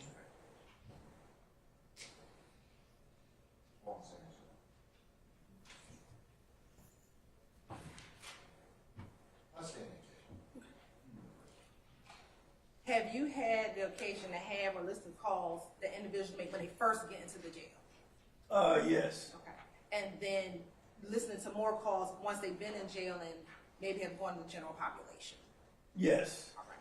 Now, in this case, when did you pull jail calls in this case? For what date range? Well, I wanted 9/11. If that, that's the first significant date that sticks out that I wanted to see if there were any calls. At the time on 9/11, how many people out of the 3 that you said were detained were actually taken to the Fulton County Jail? Just one. Who was that? Adrian Bean. And did you pull the jail calls for Mr. Adrian Bean? I did. When did you actually start listening to the jail calls? It was several days. I think around the 16th, if I'm not mistaken. Would you have put that date in your police report? Yes. We're looking at a copy of your police report, help refresh your memory as to when you started listening to jail calls. Okay. Okay, is that yes? Yes. Okay.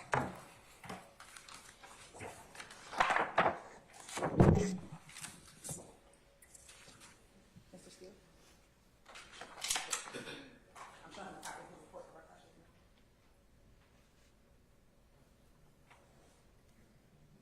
I'm going to show you what's been marked as State's Exhibit 178C. Just flip through that stuff if you recognize State's Exhibit 178C. Yeah, I recognize this as my supplementals. And is that a fair and accurate depiction of your supplementals regarding this case, the officer-involved shooting? Yes, ma'am. And again, we're looking at a copy that helped refresh your memory as to the date in which you started listening to jail calls. Okay. And I'll specifically direct your attention to page 30 of 47. At the top and at the bottom, it might say 42. It said 47. 30 of 47. 30 of 47.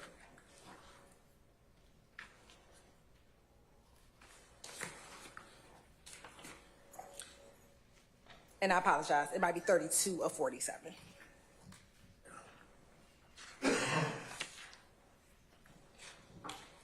This one, for whatever reasons, out of order. Went back to 20. Let me see. Hold on. It might be me. Hold on. User error. I'm sorry. Hold on. Here we go. Yeah, 9/16/13.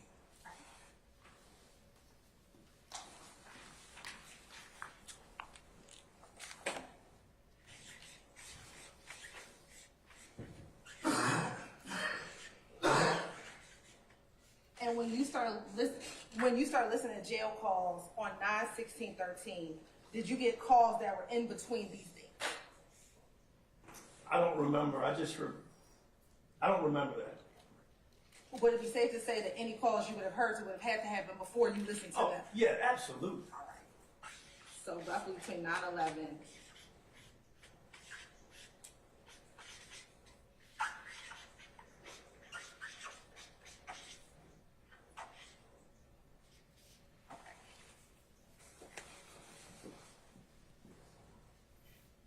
In preparation for this case today, have you had an opportunity to listen to some of those jail calls that you pulled back in September of 2013? Yes, ma'am, I have. And in listening to those calls, are they a fair and accurate depiction of the calls that you pulled back in September of 2013? Yes, ma'am. And did there appear to be any additions or deletions to those calls that were made, that you pulled back in September 2013? No. All right. Your Honor, at this time, the state would like to show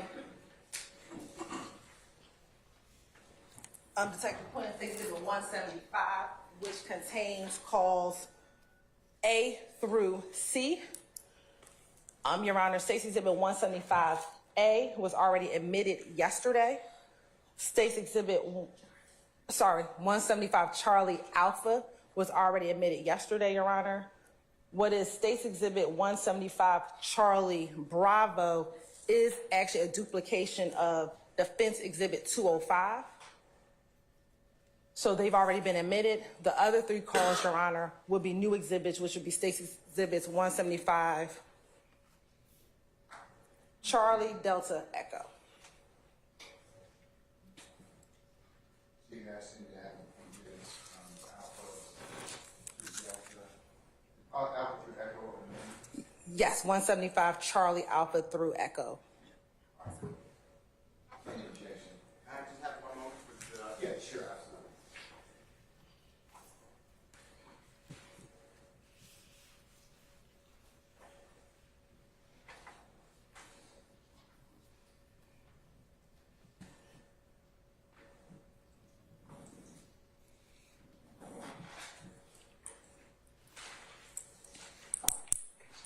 Yes.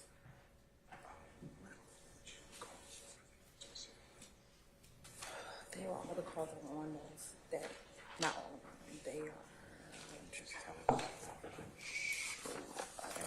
Why would you put in, get to 205? Just because they were on the one CD, so I didn't know you were putting it in. So when he listened to them last week, it was prior to me knowing you were putting it in. So I had already labeled it.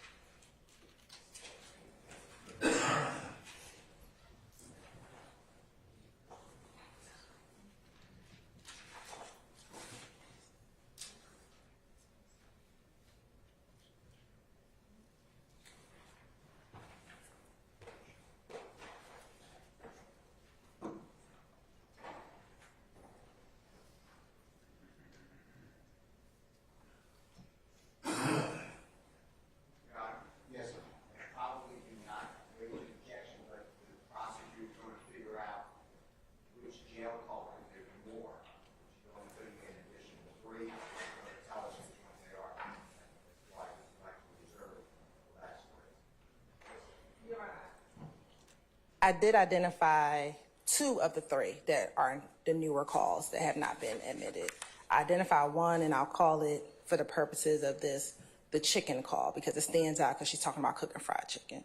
The second call after that is a call where she's at the baseball game, and that's very identifiable. It is the third call that I advised that I I would ask the court if we could take a brief break so I can just identify which call that is so that they can know. But I've identified that 2 of the 3 calls. Do you have any objections to the baseball or chicken call? After review, I know it's not just one.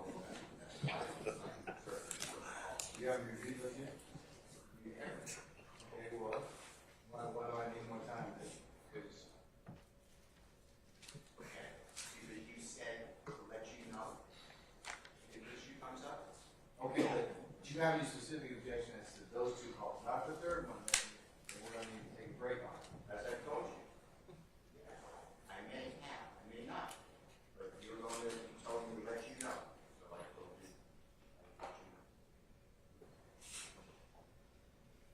All right, following your direction. Mr. Steele, please don't try to engage me in conversation. You're not prepared, because if you prepared, you'd have told me. You invited this conversation. I did. I asked you if you were ready. If you were ready, you say, yes, Judge, I'm ready. I have to do those two calls. Now, if you're not ready, then go ahead and just tell me you're not ready, and we'll go ahead and I'll go ahead and we'll figure out something else to do. But if you have any other basis, then tell me.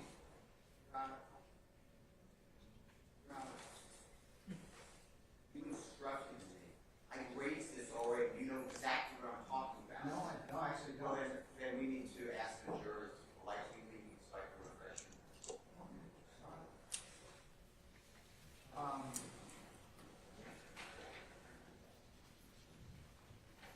How long is this third one? They all need to leave. They're all 15, 20 minutes. Right, and I will say for the third call, Your Honor, really as it relates to this particular incident, there's only 2 relevant areas from 00 to 1 minute, and then 3 minutes and 50 seconds to 6:40 are the only relevant portions, I believe, for this particular matter. Are you going to want all of the third call to be played? Maybe. I don't know. I tell you what. How long is the third call? So all the calls, Mr. Steele is correct. All the calls are approximately 15 minutes, and the state does intend to play all 5 calls. Your time, as much time as you want. I'm just going to refresh your memory. No, I'm talking about the third. I'm talking about the third call. But I need the court instructed me. I don't know why we're doing this. The court instructed me to help the court. That's what I'm doing. When it comes up, that's what you instructed me. So I'm following what you asked me to do. Now you're acting like I'm not prepared. I'm very.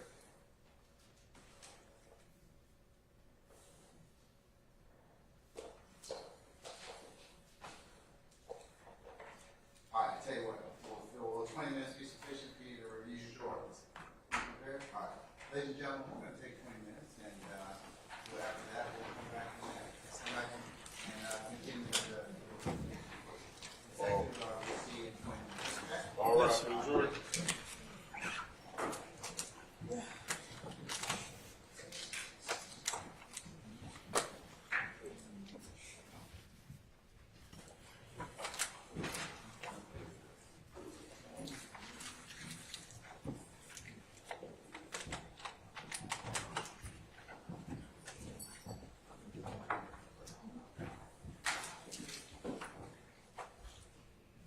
All right, ladies and gentlemen, please be seated. Would you take the proceeding 20 minutes, okay? Yes, sir. Hey, Your Honor. Do I need to listen to the call? You don't. During this break, when we come back, we'll just want to know a decision about the transcript, because we do have a transcript for the first call, and that was the one we gave to him yesterday. So just a decision Well, I about. thought you were going to take more time for that because They have not looked at it. Okay, never mind. Thank you, Your Honor. all right, okay. We're in recess about 20 minutes. I have a motion. I have a motion. In regards to what, sir? Your comments. I Oh, have a motion. okay, what's your motion?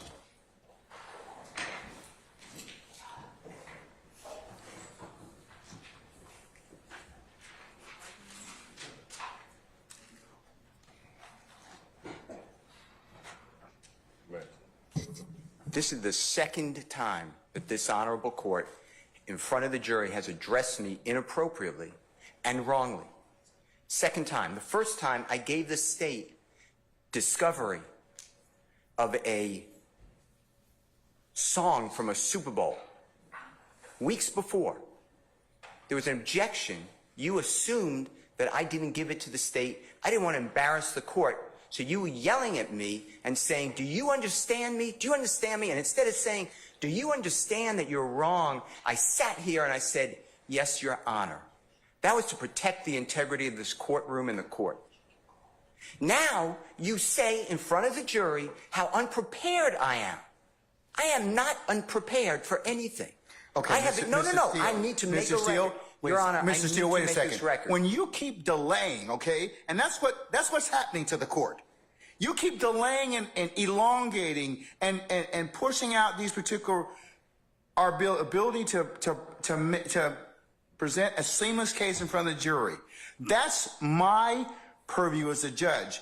And I've asked you a number of times, you and your colleagues on both sides, to go ahead and listen to whatever it is you need to do, prepare me as needed. Now, I asked you those two particular questions because if they turned over the audio to you in discovery and you've listened to them already, then you either have an objection or you don't have an objection.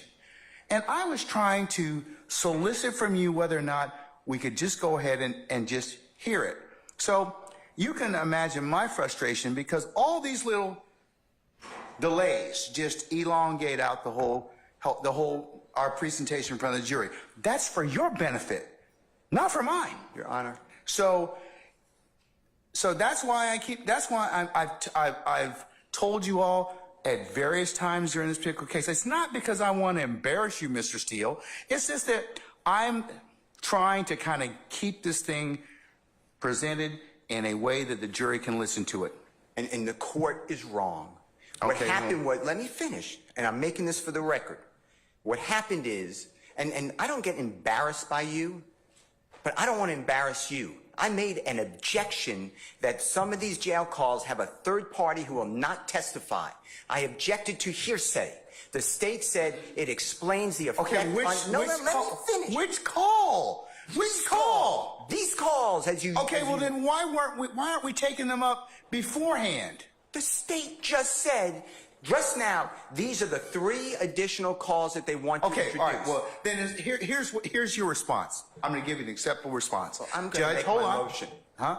I need to make my motion. Judge, there's more to this than we need to listen to these calls. Right. Then I would have no, you didn't say that though. So I wouldn't have had that opportunity. But that's why I keep telling you this, okay? I mean, like I told you, forewarned judge, a happy judge. All right, so had you just told me up front, Judge, we have not had the opportunity to listen to all of those calls. We've only been able to listen to 2. I want to listen to the other ones. And I've listened to the calls. I know. I don't know what the third one they're trying to do. Okay, well, listen, let me just finish. So you presuppose I don't know what the calls are. Well, I don't know what the third call is because Ms. Hilton, who's professional, said, I'll take a break and I'll let you know what it is. But the other 2 calls are at a baseball game and at a chicken, they're discussing chicken wings. Or chicken. I understand those calls. There's issues in those calls that you need to address. But I politely make an objection and say, Your Honor, based upon what you told me, which is what you told me, we'll take it up later. I wanted to raise it. You tell in front of the jury how unprepared I am. And let me tell you something. I am not unprepared. I don't appreciate the court telling me that. And you don't, and I asked you, tell the jurors that you were wrong when you admonished me last time. You said you wouldn't do that. This is the second time. And you know what it does to me? I don't care. I'm hurt because you're a court, but I really don't care. But what does it do to Mr. Williams? Mr. Steele, I'm not trying to personally insult you or hurt your feelings, okay? You are a grown professional advocate. I am a grown professional jurist. And people say things to me that border on the lines of I could take action or not. You have certainly said some of those things to me during the trial of this case. I have let them go. So, sir, that's just the trial. That's just the trial of the case, okay? No, but that man's life is here. And you're doing a fine job in representing him. Well, but you know what? That's just the way we are right now. But the crux of the issue is, Mr. Steele, and the representatives from the state and everybody else. What happens right now is I have to take a break in order to vet all of these issues, which I'm required to do, Mr. Steele. And that's what is kind of disappointing to me, because I have given you all this administrative time, all these breaks to go ahead and do this, and this is what delays the presentation of this case in front of the jury. You know, if I would have done what the state did, and I'm not poking anything at Ms. Hilton, you would have said to me, why didn't you share those calls with him before? What, you were out all day today. We didn't start court till 1 o'clock. I would have shared them. I know you would have. But the state didn't. I'm not poking fun because I can deal with it. But when the court then steps in. But here's the problem. I have a problem with it, because here's, at the end of the day, I got to listen to a 15-minute call. You don't have to listen to anything. But you have to make a ruling yes, on it. Yes, but I have to listen to it in order to make the ruling on those. And even if you said you've listened to the chicken call and the baseball call, and if you say there's other issues that come into play, it's better for us to take those things up before I ask for that jury. And I could have done that this morning. I could have done that at another point in time. So, I mean... Well, I raised this issue to you, and I don't remember the date, but it was days ago. I raised it, and the court said, all right, understood, and we'll take that issue up when it comes. Now, what am I supposed to do? Okay. Sit there and say no objection? No, exactly right. Not at all. I said, Judge, it's an issue we need to take up. Not at all. And in addition to that, today alone, and this happens, today alone, the state introduced 2 exhibits. I've never been given them before, ever. You know what I did? No problem. No problem. Because I think that's professional. One was a Google map. It needs to be clarified for the record that it was not done on September 11, 2013. And then a map with little dots with 0.4 miles. I've never seen before. But I didn't do anything, Your Honor. I want to move the case. But when the court, it gives me no pleasure in saying this. I believe that this honorable court is biased against Mr. Williams and or his counsel. And I ask you to consider recusing yourself, or don't do this again to me. This is inappropriate to me. I respect you, but what am I supposed to do? Sit there while you do this? I didn't do anything wrong. I did exactly what you teach me to do and the courts teach me to do. All right. But instead, no, I got to finish this. Then I get told to this court says by Prosecutor Love that I'm not being candid with the court and I'm misrepresenting because Mr. Bean never went to the hospital at Grady on September 11, 2013, and Ms. Love has a document on the desk to prove it. I sat right in front of Your Honor at the table, at the bench, and I said, I'd be careful what you say. That's not accurate. Ms. Love looked down on me and she said, it is accurate. You said, we'll take a break, figure it out. After the break, you didn't even bat an eye. Ms. Love said, yeah, I was totally wrong. Mr. Steele's right. He was taken to Grady. If I would have done that and called another member of the bar disingenuous, not truthful, no candor, and misrepresenting, you would have had me yelling in front of a jury. You did nothing. You didn't even ask Ms. Love to apologize. I don't want her apology. I don't care about Ms. Love. But I care about the court. And now if you can walk in someone else's shoes just for a minute and see what you're doing to Mr. Williams, because it's hurtful. I'm not the one wasting time. I'm here every day ready to go. I am not wasting the time. I make a motion to ask you to please recuse yourself. I know it has to be in writing within 5 days. If you want me to do that, I'll do it. And it has to go to another judge. But this is what's going on, Your Honor, whether you see it or not. You're yelling at me in front of a jury for nothing. And then you won't apologize. And I did nothing wrong ever on these occasions or others. I'm going to go ahead and address your motion at this point in time. I'm going to deny your motion at this point in time. And also just direct you that I have the responsibility to control the proceedings in this particular circumstance. Sometimes things get kind of heated. And that's kind of that's the crucible and trial of any particular case. I am not in any way intimating or insinuating that you are not professional, you are not prepared.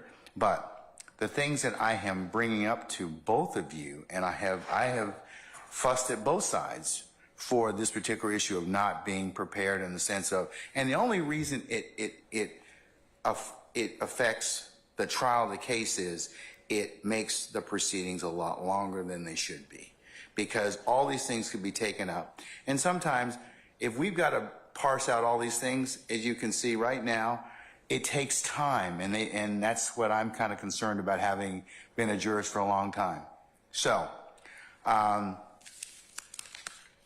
understand that you're a zealous advocate.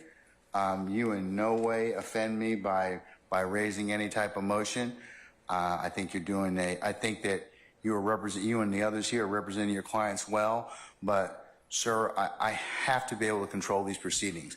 And you at times in these proceedings have not listened to what the court's told you, and I certainly could have explored other options. I didn't. So, I'll tell you that much, for what it's worth. You allowed a member of the bar yesterday ask a witness who constantly is committing, respectfully, potentially perjury. Did Mr. Steele shut off and turn on the recording? I never did that. I wouldn't do that, and I didn't do that. Okay, and but sir, I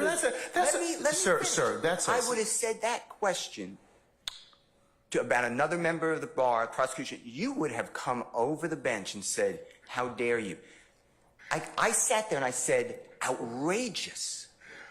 You denied the motion. I think 3 other people made motions to strike or to object. You denied it. Judge, I'm just telling you, the appearance, if not the reality, is not good here. I'm being... What, to who? To Mr. Williams. Okay, but... Maybe to the others. Maybe you're his advocate, okay? And that separate issue of whether or not you did what you did, the state accused you of that, they have the right to at least inquire about whether or not that happened. Now, whether or not it happened or not, I'm not making any comment on it, but it goes to bias, it goes to motives to misrepresent. That never happened. No good faith. Okay, but I'm not commenting on that. That's for the jury. That's for the jury to decide. I asked a question about a missing recording that I wasn't given of a statement made by Mr. Bean. And you know what you told me? And I keep telling you. You know what you told me? You said, does the state have it? They said no. You said, nothing I can do. I tried to cross on it. You sustained an objection. Because it doesn't exist at this point in time. Now, if it exists at some point, I told you I'd say it. 1, I tell you, I apologize to you. And then 2, I'll take corrective action against the party or the entity that failed to give you that particular statement. But the point is, everyone knows he spoke to the detective beforehand. No, we don't. That's the whole thing. You believe it. You honestly believe it, and that's true. On September 17th, 2013, on recording, Mr. Bean tells that to Detective Quinn. How is that far-fetched? Why would he ever say that? I lied to the other detective. Why would he ever say that? I mean, logic has to come into this courtroom at times. But you stop me from doing it, but you allow another lawyer make up that I'm stopping and starting a recording. And he says, well, I don't recall, I don't remember anything. Here's the thing, that's why probably Miss Love asked me to put it under seal for the time being, but I mean, I'm not saying anything, but if true, that's a pretty serious accusation. If true, I'll die right now. How about that, Judge Glanville? Your Honor, I object to this. I don't care about her objection. I'm speaking with the court. Your Honor, I object, and I'd like to level an objection. Okay. I'm speaking with the court. Let him finish, and then you can state your... My point is, if you don't see what's going on, it's because you're not viewing it out of the lens but of a juror. Mr. Steele, I can't do that. I have to be the referee. So the jury decides those particular issues of believability and credibility. Now, I'm not getting into the throes of war between you and the state. That's your business, and that is certainly nothing to do with a throw war. No, but I mean, it's your ability as an advocate. I told you before. That's your ability as an advocate. All right. What I'm saying is, you said in front of this jury, I was unprofessional. I am not unprofessional. You were wrong. I think at that particular point in time, given the totality of what happened, that's what the court's assessment was. Sir, I am...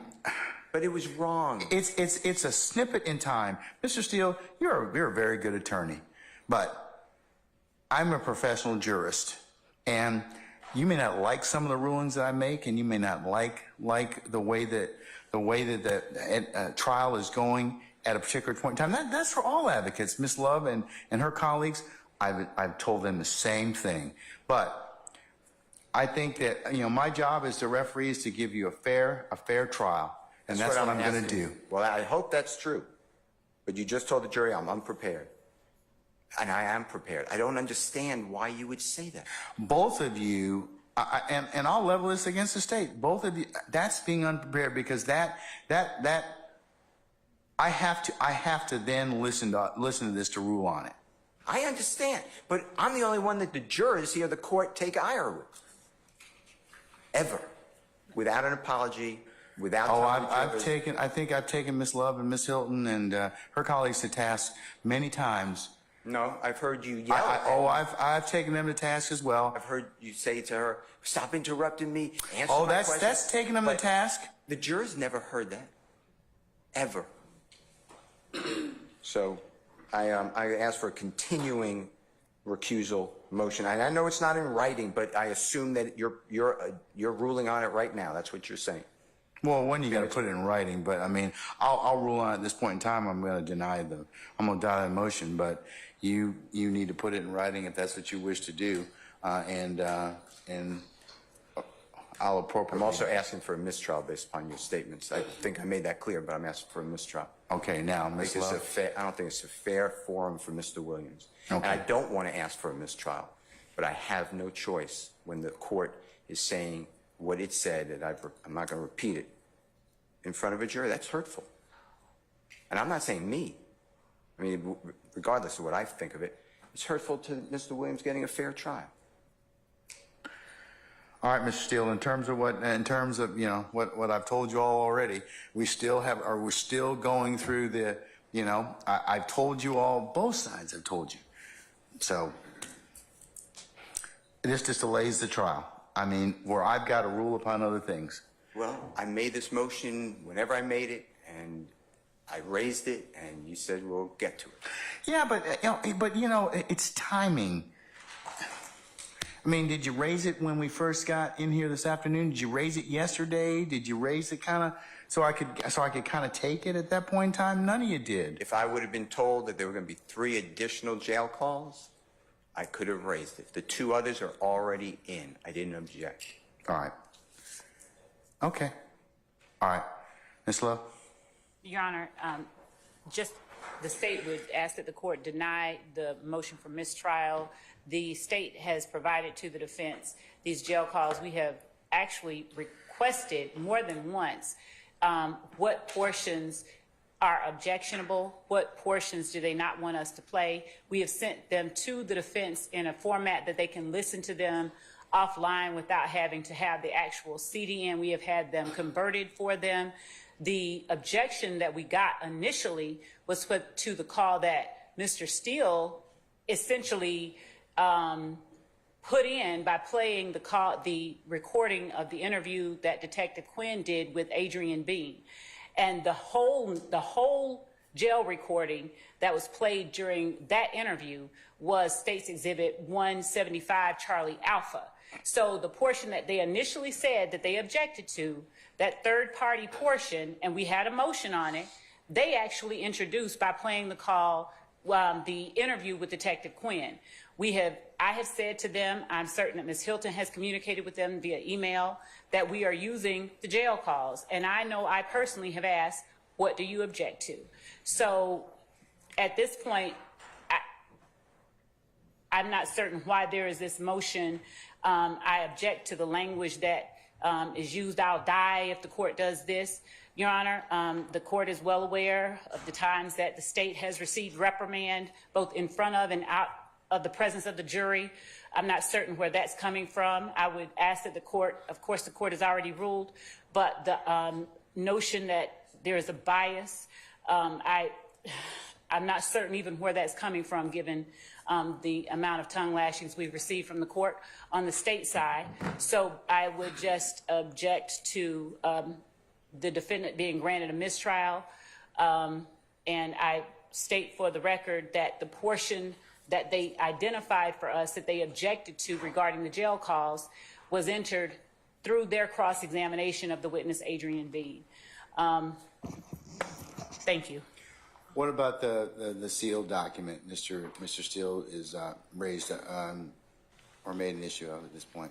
With relation to the sealed document, that was a memorandum of the interaction that a lieutenant with the district attorney's office had with a party as it relates to Mr. Steele's interaction with that party, unsolicited, after walking out from the stand. That party made comments to members of the district attorney's office. The state asked that party, and we did not assume facts that were not in evidence. We asked, unlike the question, why did you do this? Or why did you do that? Which would assume facts that were not in evidence. We asked the open-ended question with a good faith basis for doing so, and with an ability to impeach if there was a denial of having said it. So we didn't make that up out of whole cloth. We wanted to make certain that all parties on the defense side had that random. And frankly, Your Honor, I think it is improper for anyone, for certainly any member of the bar, to stand up during the cross-examination, direct examination, and offer testimony essentially to a jury. So for Mr. Steele to stand up in the middle of my redirect of Adrian Bean and to say that did not occur, or preposterous or outlandish, is completely improper, disrespectful. The state has done nothing of the sort, and we would ask that Mr. Steele be reprimanded for doing so, and the court rightly did so. And to have him ask for an apology after he has been blatantly improperly acting before the jury, I don't know what else I could say. I would just ask that the court admonish counsel for testifying during trial. I have given the state, the court, the basis for the questions that I've asked, and I've never asked a question that assumes facts that are not in evidence. Unlike the question, why did you know that? Do you recall that? I didn't phrase my questions like that because I know not to do that, and I'm not gonna do that. And I don't want to improperly give the jury an impression of something that exists or that will be shown that I can't show them. So there is a real clear distinction in what Mr. Steele asked, implying, you know, why did you give a statement at the hospital? And he keeps conflating what it is that is objectionable. He keeps asserting something so that everybody in the ethos is asking, oh, where is this interview? Where's this recording? He's never seen one. He doesn't have a good faith basis for asking for one. And yet he continues to put that question out there so that everyone in the universe has this idea, oh, the state is hiding something. Oh, the state destroyed evidence. Again, they sat there for a whole day asking witnesses about the destruction of evidence. There was no evidence that anybody destroyed any evidence, yet they stood there a whole day and asked someone about that. And then he asks a witness on the stand under the guise of impeaching him, do you recall that? Or didn't this happen? Or can you explain why the state would delete, or can you explain why the state failed to record your interview at the hospital? And he has no information that an interview at the hospital exists. So all of that, Your Honor, I don't know if Mr. Steele wants, you know, to give an impression. I don't know. He's vigorously advocating for his client. That's what he is supposed to do. But I would ask that the court deny all of his motions. They are baseless. And I would ask, you know, I've taken my licks from the court. We all have. And I'd ask that the court deny the motion for recusal. You know, I mean, the court has made rulings that obviously the state hasn't agreed with. The court has made rulings that other people haven't agreed with. So this notion that somehow the court is biased, when as recently as a few days ago, I caught it hardest. It was played everywhere. I'd ask that the court just deny Mr. Steele's motions, all of them, out of hand. All right. Ms. Hilton, do you have any explanation as to why this third call was just disclosed today? Is that true? Is Mr. Steele correct? No, he is not, Your Honor. These calls have been turned over. As a matter of fact, I'm getting ready to send an email forward an email to defense counsel that shows when they asked us to have the calls converted because they could not hear it on a CD, they asked us to have these calls converted. Literally on January 5th, and I'm actually in the process of forwarding these calls, Mr. Smith sent these calls on January 5th, all of them. I believe a few weeks ago, and this is the email that I'm looking for, when this case was first going to happen, probably in December, when we were to disclose to defense counsel what media we were going to use, I believe in one of those emails, and that is what I am looking for, I told defense counsel we're going to use all of the jail recordings. So this is not a surprise to them that we're using the jail calls. The only call that has ever been objected to is the first call that was played yesterday. They have not made an objection to any call. Now, they just want to know which of the 8 calls this is, then the state has no problem to do that. But to say that they just received the calls or they just learned about the calls, that is not true. They've known about the calls. Now, for me to identify this last call, I can do that. And I'm going to look for the email, or it might have been conversation in court, but when they asked, what media will we use? I think I said, we're going to use all the jail calls. And we're not actually using all the jail calls. We're going to use 5 of them. So this is not new evidence for defense counsel. May I respond? What, sir? About and maybe this will give a path moving forward that's a little bit more efficient, hopefully. There are thousands of jail calls in this case. So, Your Honor, hold on. Not for this case, for Acts 5 to 7 specifically. Okay. There are thousands of jail calls for this case. So they gave about 10, 12, however many jail calls. They're saying, I'm not going to dispute that. I don't have my computer in front of me. But it seems very inefficient to me that we're going to litigate, and you want us, the defense, to raise our objections to thousands or even 12 jail calls and suggest redactions for all these jail calls. But when did you get the jail calls? When did they tell you? Didn't they tell you like within a week or two, like I asked before, that they were going to use these calls? So, Your Honor, they just identified one as the chicken call. That's not how they are in discovery.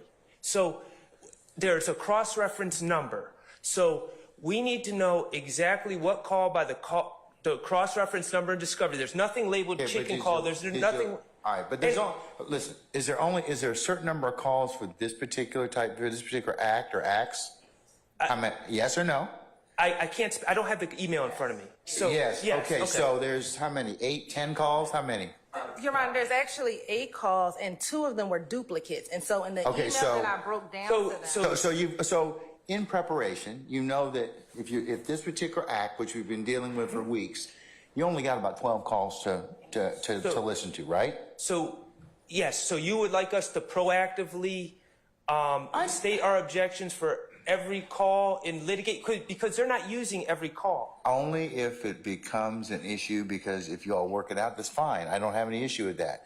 But if it's going to be an issue, then I need to be able to vet it. I got to listen to the call. I got to listen to, and if you say it's only going to take about 15 minutes or whatever, well, it may take longer than that. You see how long we've been out dealing with this issue. So that's what I mean by forewarned judge is a happy judge. So if we could take it up and I don't have to either have them sit in their headquarters, it's better for all of you. I do not dispute anything you're saying, Your Honor. All I'm doing is suggesting that if last night or yesterday we were told tomorrow we plan on playing this call, and it wasn't the chicken call or the whatever call, it was whatever the number is in the discovery or on the email, then we would certainly, I would say it would be on us. But that's not exactly what happened. I just want you on, and I'm not trying to, I really like Ms. Hilton a lot, so I'm not even trying to argue with her or say she's done anything wrong. It's just, I think if we know a little bit in advance, and it's not just, the chicken call, then we would be in a better position to lodge our objections to you. Because right now they are, I assume they're getting the cross-reference numbers, so then I can bring those numbers to the defense table so we can pull up the exact calls that they want us to review. So that's kind of, I just wanted Your Honor to understand it's not as simple as just we didn't listen to the chicken call. Your Honor, if I may respond briefly. Mr. Williams, I believe, filed a motion in limine number 40. That was the only motion in limine that we had as it related to a jail call. And that was objecting to the third-party information contained in jail call number 175, Charlie Alpha, again, that Mr. Steele introduced by playing the interview of that Detective Quinn conducted with Adrian B. So we have again turned over the 8. we can specifically give track 1, 2, 3, 4, or 5 of CD 1, 2, or 3. We can give that information to them. The way that Ms. Hilton and Atkins noted and time hacked each of these calls references specific information in the call. That is the only reason Ms. Hilton identified it as such. But there were 8 calls. There is no other call within which the information she has spoken to the court and described the call using. There's no other call that has that information out of the only 8. So I'm not certain the reason for the reference to thousands of jail calls in this particular context. But, Your Honor, we have 8 jail calls here. We've turned over. We've asked, what do you object to? And the only thing that we've gotten was motion limiting number 40 from Defendant Williams. All right. Anything else before we recess? I still got to allow you to listen to the phone calls. I do. Okay. The facts got lost. The accurate facts, I listened to all the calls, the relevant calls. I've listened to them all. I know what the chicken call is. I know what the baseball call is. The issue is there's third parties making statements of fact, introducing statement of fact. We argued this. The state's position was it's non-hearsay because it goes to the effect of Mr. Bean, who will be a witness. I dispute that. I believe it's hearsay. That was the issue. Yes. You said, we'll take it up. Yeah. That's it. I'm not saying I don't understand the parameters. The only call that had issue is Madam President, District Attorney Hilton said, I don't remember what the third call is. I'll let you know on a break. I was comfortable with that. But I just want you, before these jail calls are being played, to make a ruling, because I waive it, I need whether to it's hear, hearsay I need to or hear the not. call, though. Exactly. Okay. That's all right. what, that was my objection. That was it. And I did it in a manner that I thought was appropriate to say that we raised it. Your Honorable Court told me to let you know. And then we got here. All right. All right, N105? Yes, sir. Okay, all right, they're both denied. I'll note your objection and the continuing objection, Mr. Harvey. All right, we're going to take, did you have something, sir? Okay, we're going to take 15 minutes so you can listen to the call, and we'll come back at that point in time, okay? All right, we're in recess.